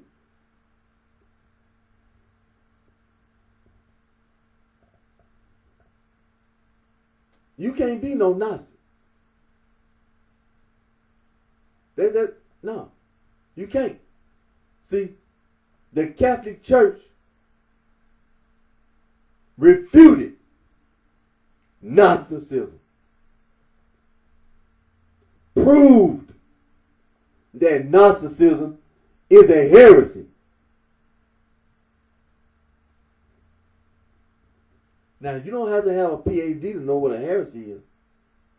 Now, if you can if you can earn a certificate in theology, in religious studies, a certificate, then that's what it is. Gnosticism is a heresy. Now, on the sidewalk, on the curb, down on the street corner, Gnosticism is a heresy.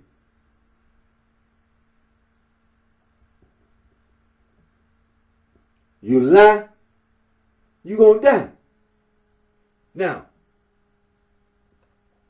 also, all this stuff about some esoteric, talking about some internal, inside, within, that's supposed to be hidden knowledge. Okay. Now, if you want to make up some stuff, for example, spiritism, and you want to have a seance with the crystal ball,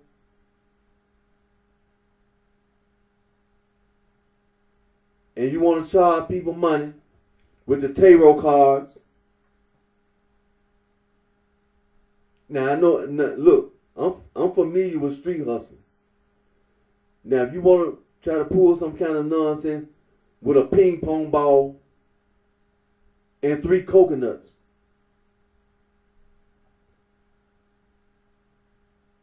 look, I'm familiar with street hustling.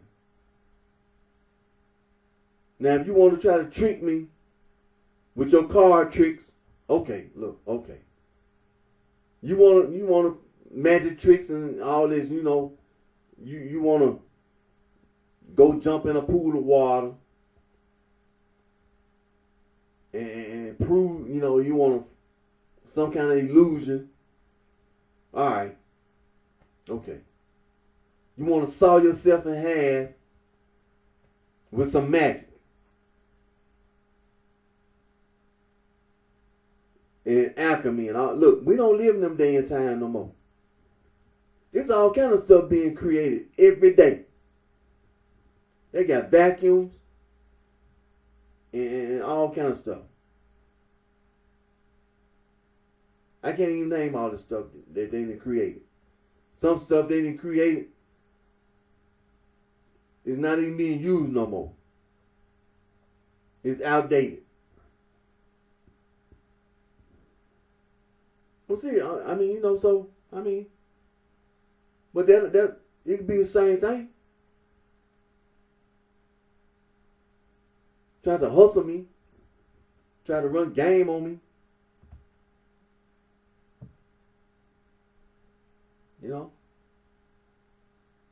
No, we live in a day and time now. It ain't even just paper money no more. Now it's Bitcoin.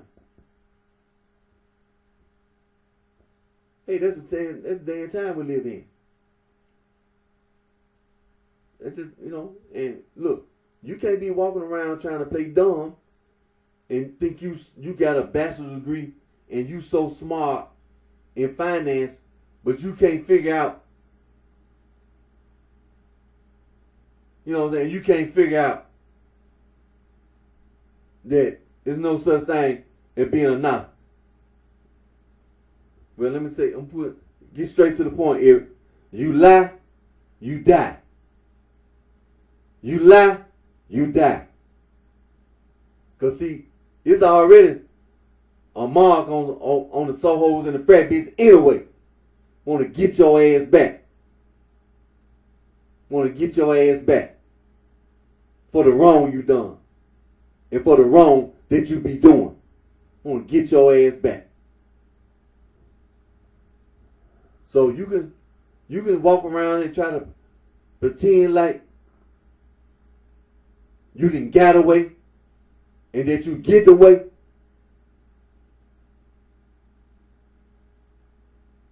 But then on these streets,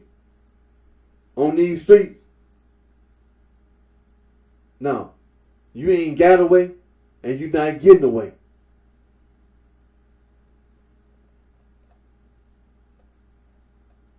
Now where's this Timmy's at?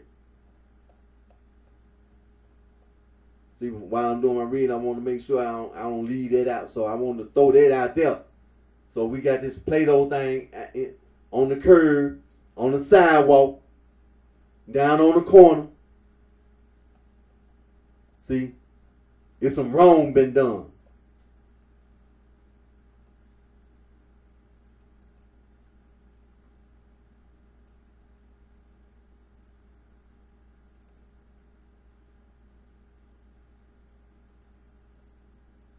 All right, let me.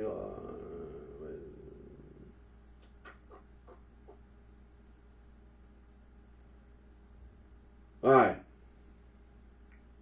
There's some kind of dialogue. Timaeus. Excuse my pronunciation. The Timaeus.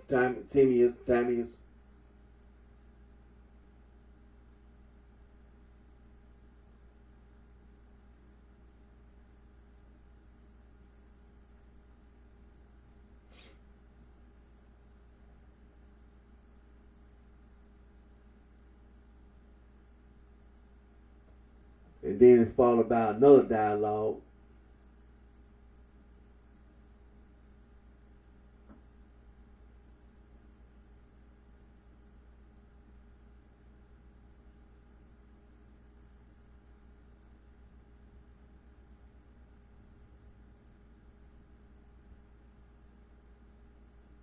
So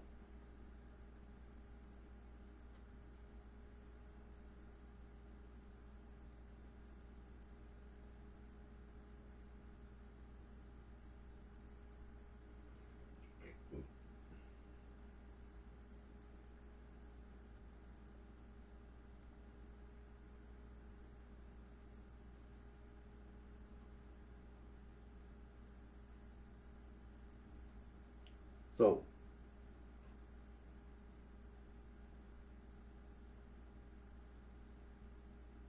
I just wanted to make sure put that out there. No, I have not read the dialogue, Timaeus. I read the title, and so I'm aware of it. I'm aware of it. But have I actually had time? No, I haven't. But I would like, to start reading.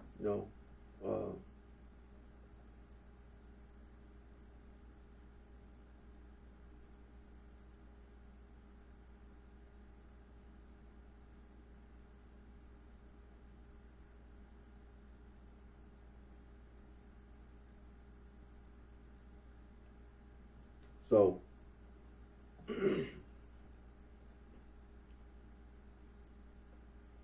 but it's the first of the year, 2023. From this point on, you lie, you die. So, you want to keep on trying that mess? Well, I guarantee you're going to die.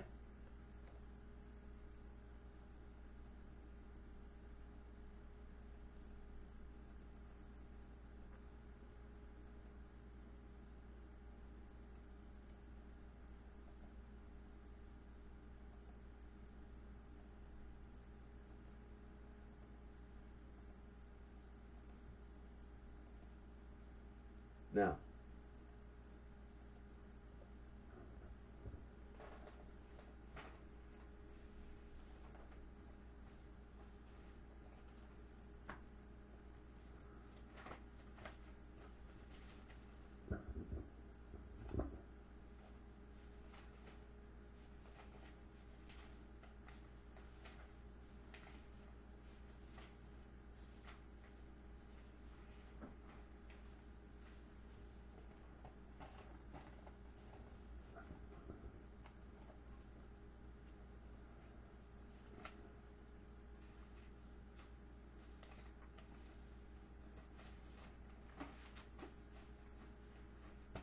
Now, let me see what time. Yeah, look, I gotta get my reading on my newspaper, some other things, but it was really all the things that I've done on my videos just to say the same thing. Is all this lying, and thinking that you can.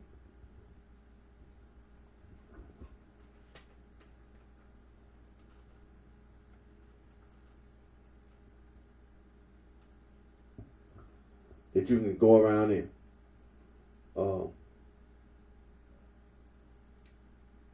victimize innocent men, women, and children, and go around and mistreating the animals.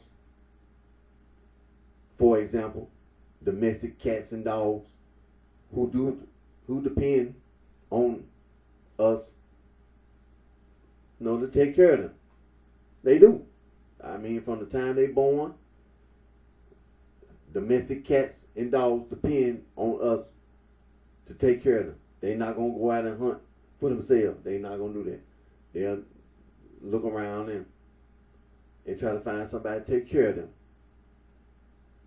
That's the reason why the Humane Society, when they see stray cats and dogs, they try to pick them up and try to find a home for the stray cats and dogs. Because if you leave them, if you thought in your mind that they're going to go out and hunt, what they going to hunt? Domestic cats and dogs, unless they get trained, they're gonna depend on us to take care of them. And talking about destroying the nature, wildlife, and the environment. Talking about the material world, even you're lying. You lie, you die.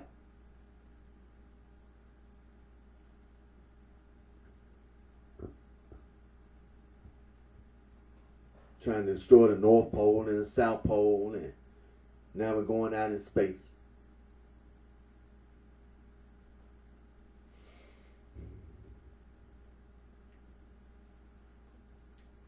before I end my video, I gotta find a newspaper. Time won't permit me, but still, the point is this: all that lying, that's all it was. See, the point I was making is that you try to lie.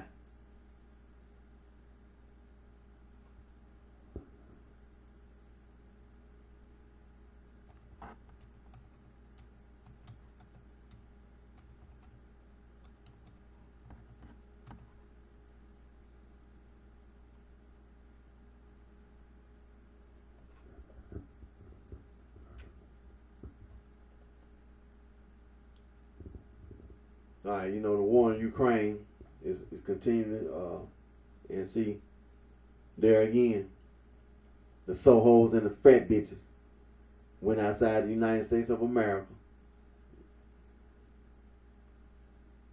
and thought they was gonna find a place where they can,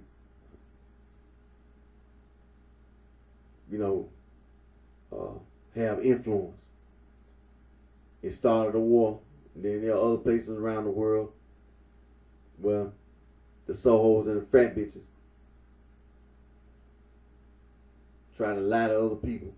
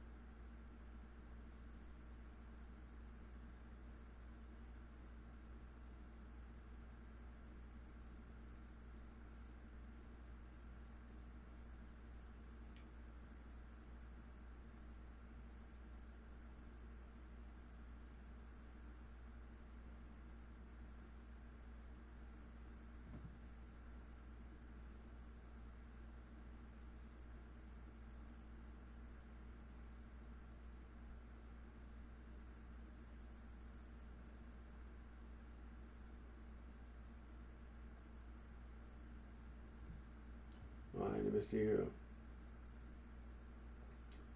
All right, one of the newspapers that I'm reading right now is the Moscow Times. And so, the war in Ukraine. President Putin,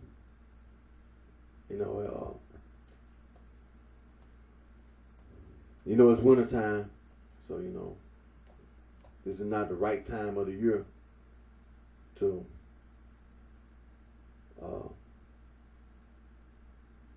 for the military forces to be mobilized.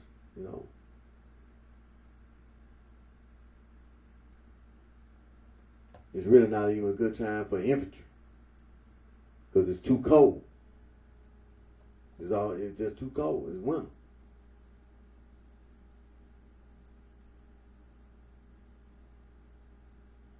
And in that part of the world, parts of it, just like it's winter time here, but the temperature is different.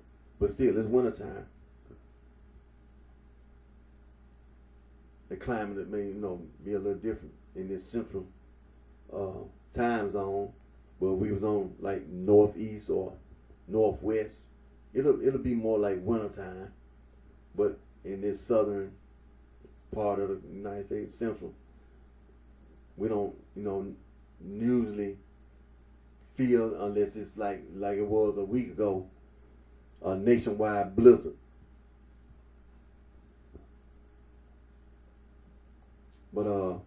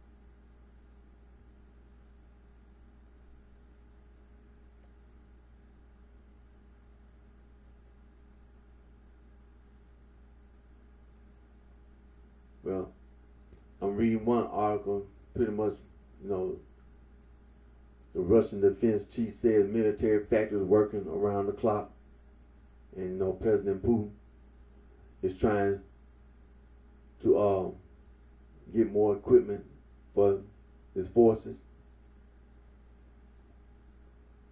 and factories are working around the clock. Let me click back over here.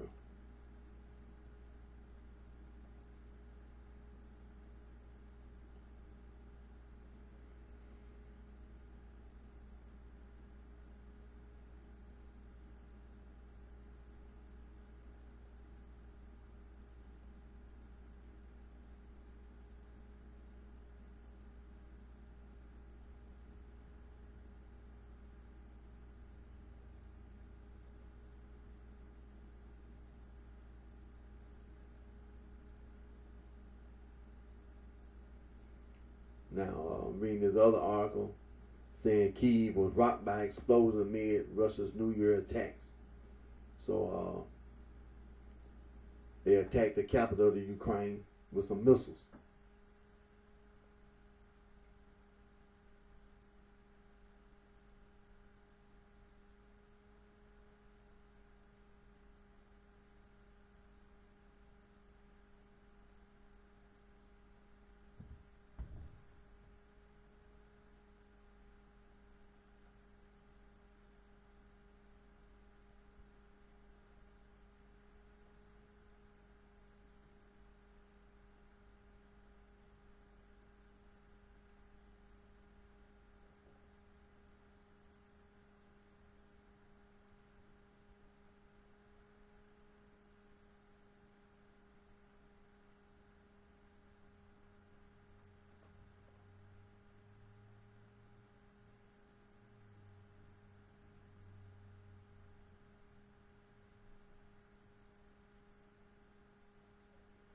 But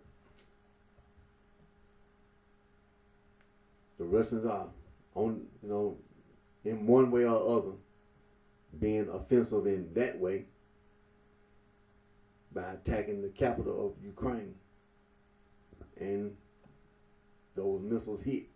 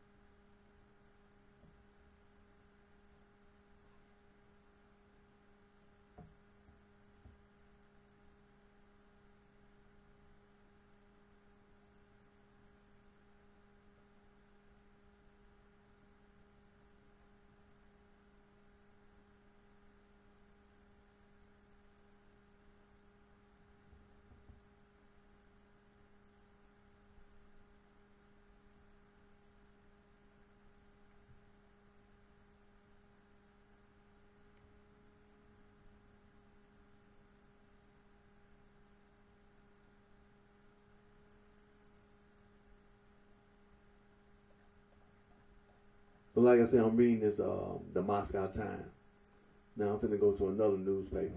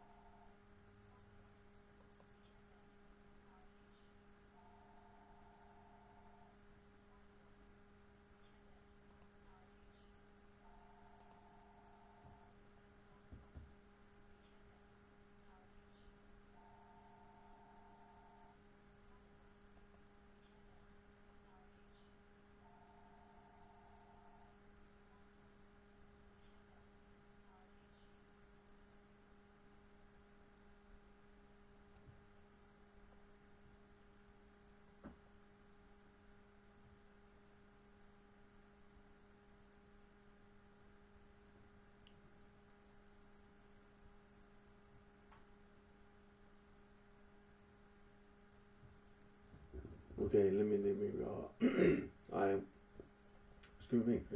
Now I'm going to this other Russian newspaper. Yeah. Russian news, TASS, the Russian news agency.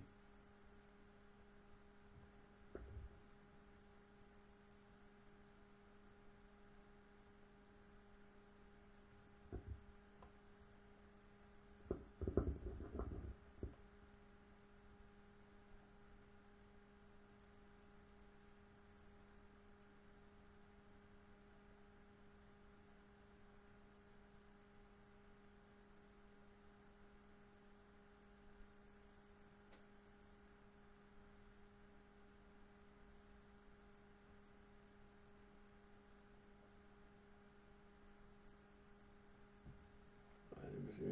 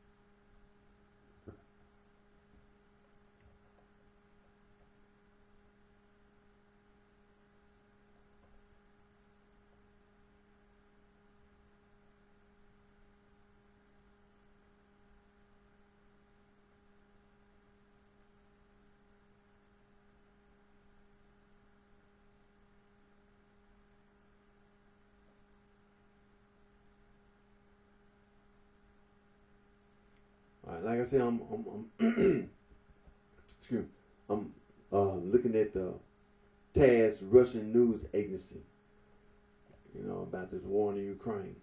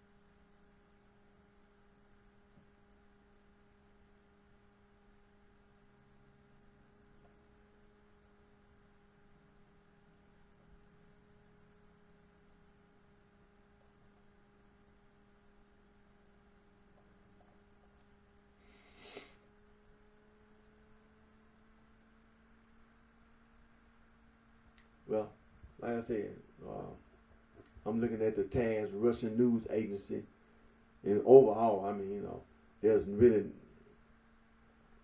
not a real big change. Russia is in control of the reason that they want to be in control of, and what's happening is that the Ukrainians are trying to come down and make these attacks. But it's not just the Ukrainians. There's some mercenaries and some things like that that are fighting over there, you know. But the Russians are maintaining are defending their territory.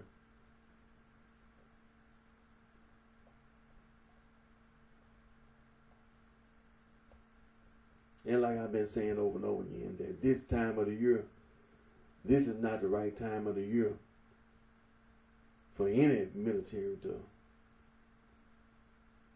you know, to try to be mobile, try to be mobile.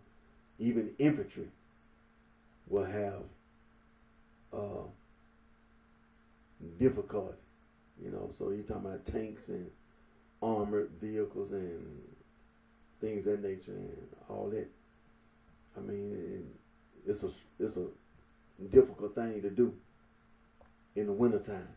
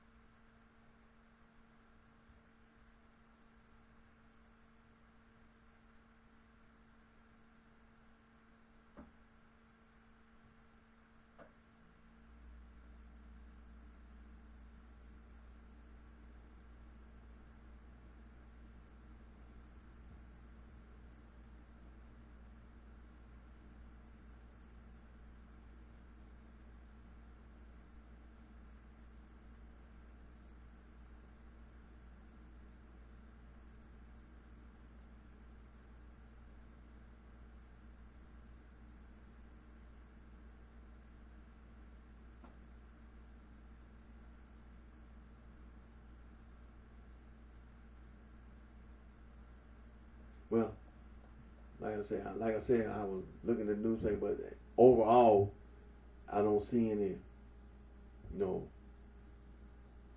changes in Russian being able to hold the territory that they've acquired, and now it's been annexed.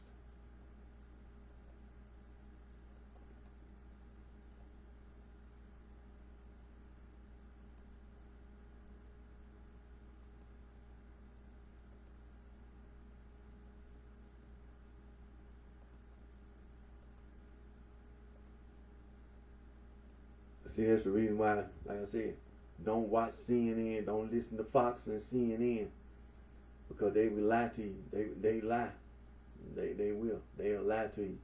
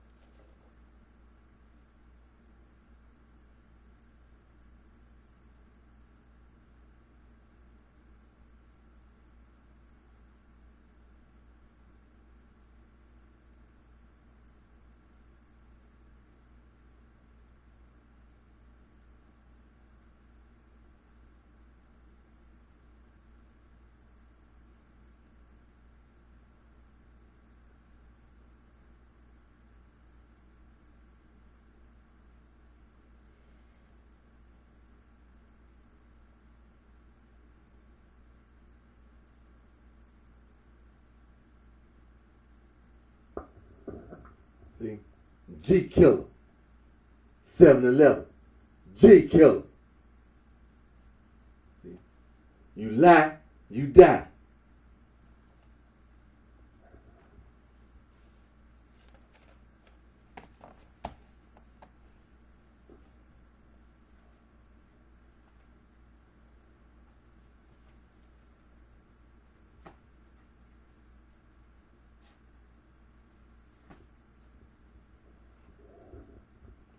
Straight to the point. You lie, you die. See?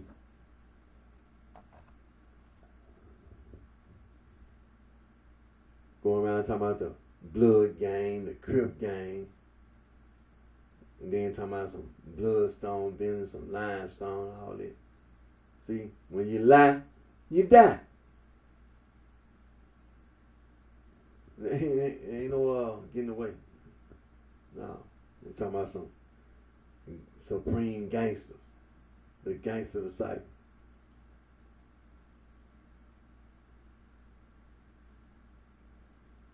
Then you had some other group called the Black Gangsters, the Black Gangster New Breed.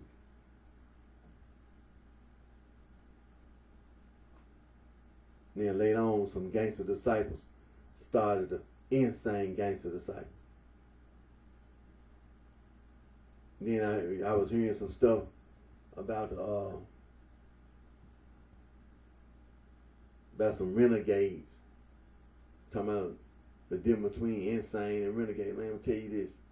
It ain't no difference. Talking about some of them black Princestones. Talking about some never leave my brother and talking about the renegade stones and all. Look, man. See, all this stuff comes from lying. That's all it is. It just comes from lying. All the problems that the Titanic stones was having, all the stone period was having because of people lying.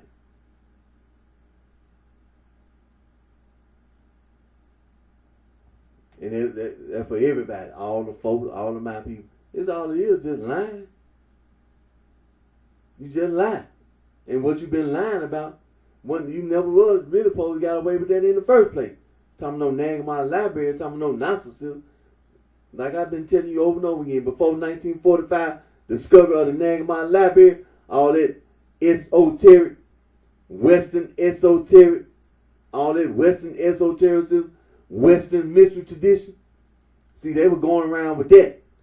For example, the Freemasons, the Order of the Eastern Star, the Rosicrucians. See, a lot of that stuff was going around, the occult. They were going around with this stuff. Then some of that Kabbalah stuff, the Jews. Then you had all this, some of that Hermetic Order of the Golden Dawn.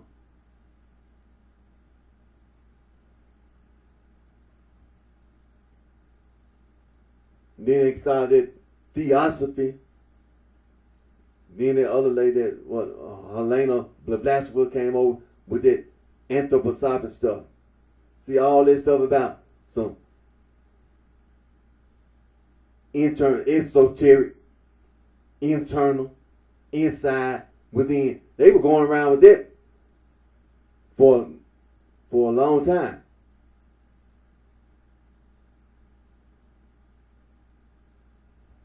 They were going around with that. Then in 1945, discovered the Nagamon Library. See, the Sohos and the frat bitches and the people in academia. See, that's what they did. They took that Nagamon Library and started using it, trying to go around people using violence.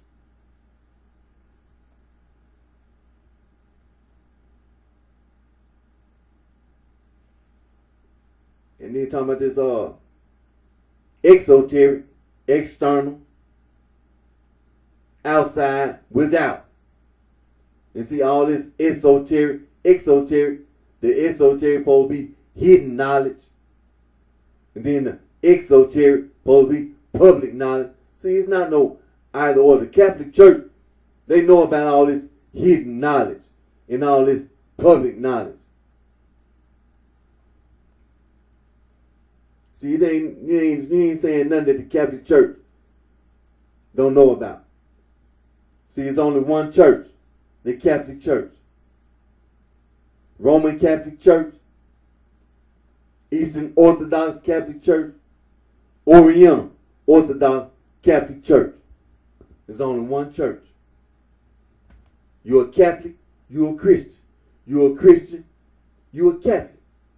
Scripture and tradition.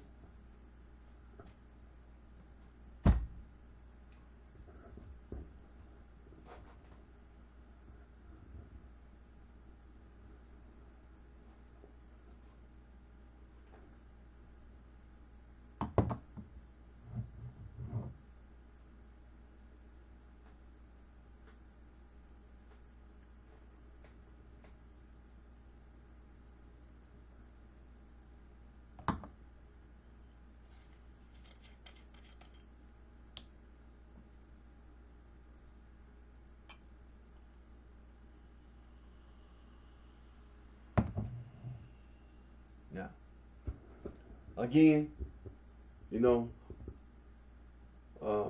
blessed New Year to everybody.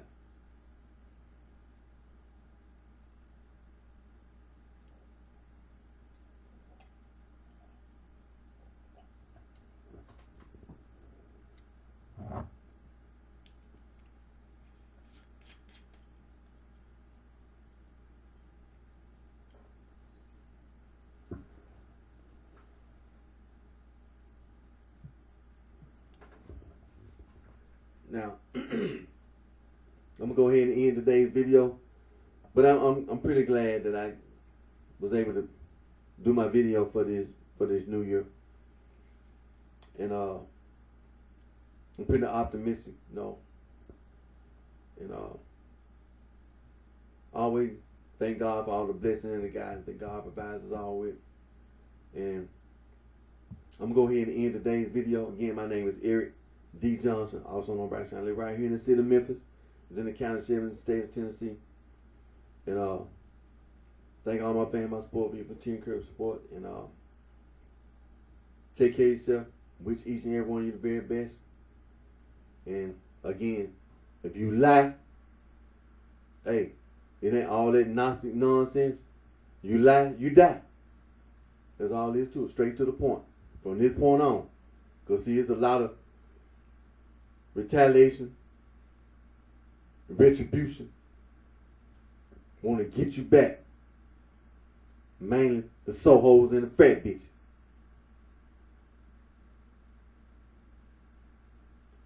So, I'm going to go ahead and end today's video. I'm pretty satisfied with today's video. And, until next time, take care of yourself.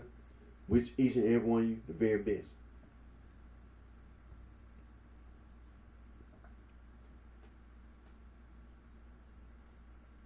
Oh yeah, if by chance it be a copyright, something like that. I know I was recording, and while I was recording, I didn't have my headphone plugged in, and so it may pick up, and it may say that it's a copyright infringement, whatever. But no matter what, I made my video, and so take care of yourself. Wish each and one of you very best.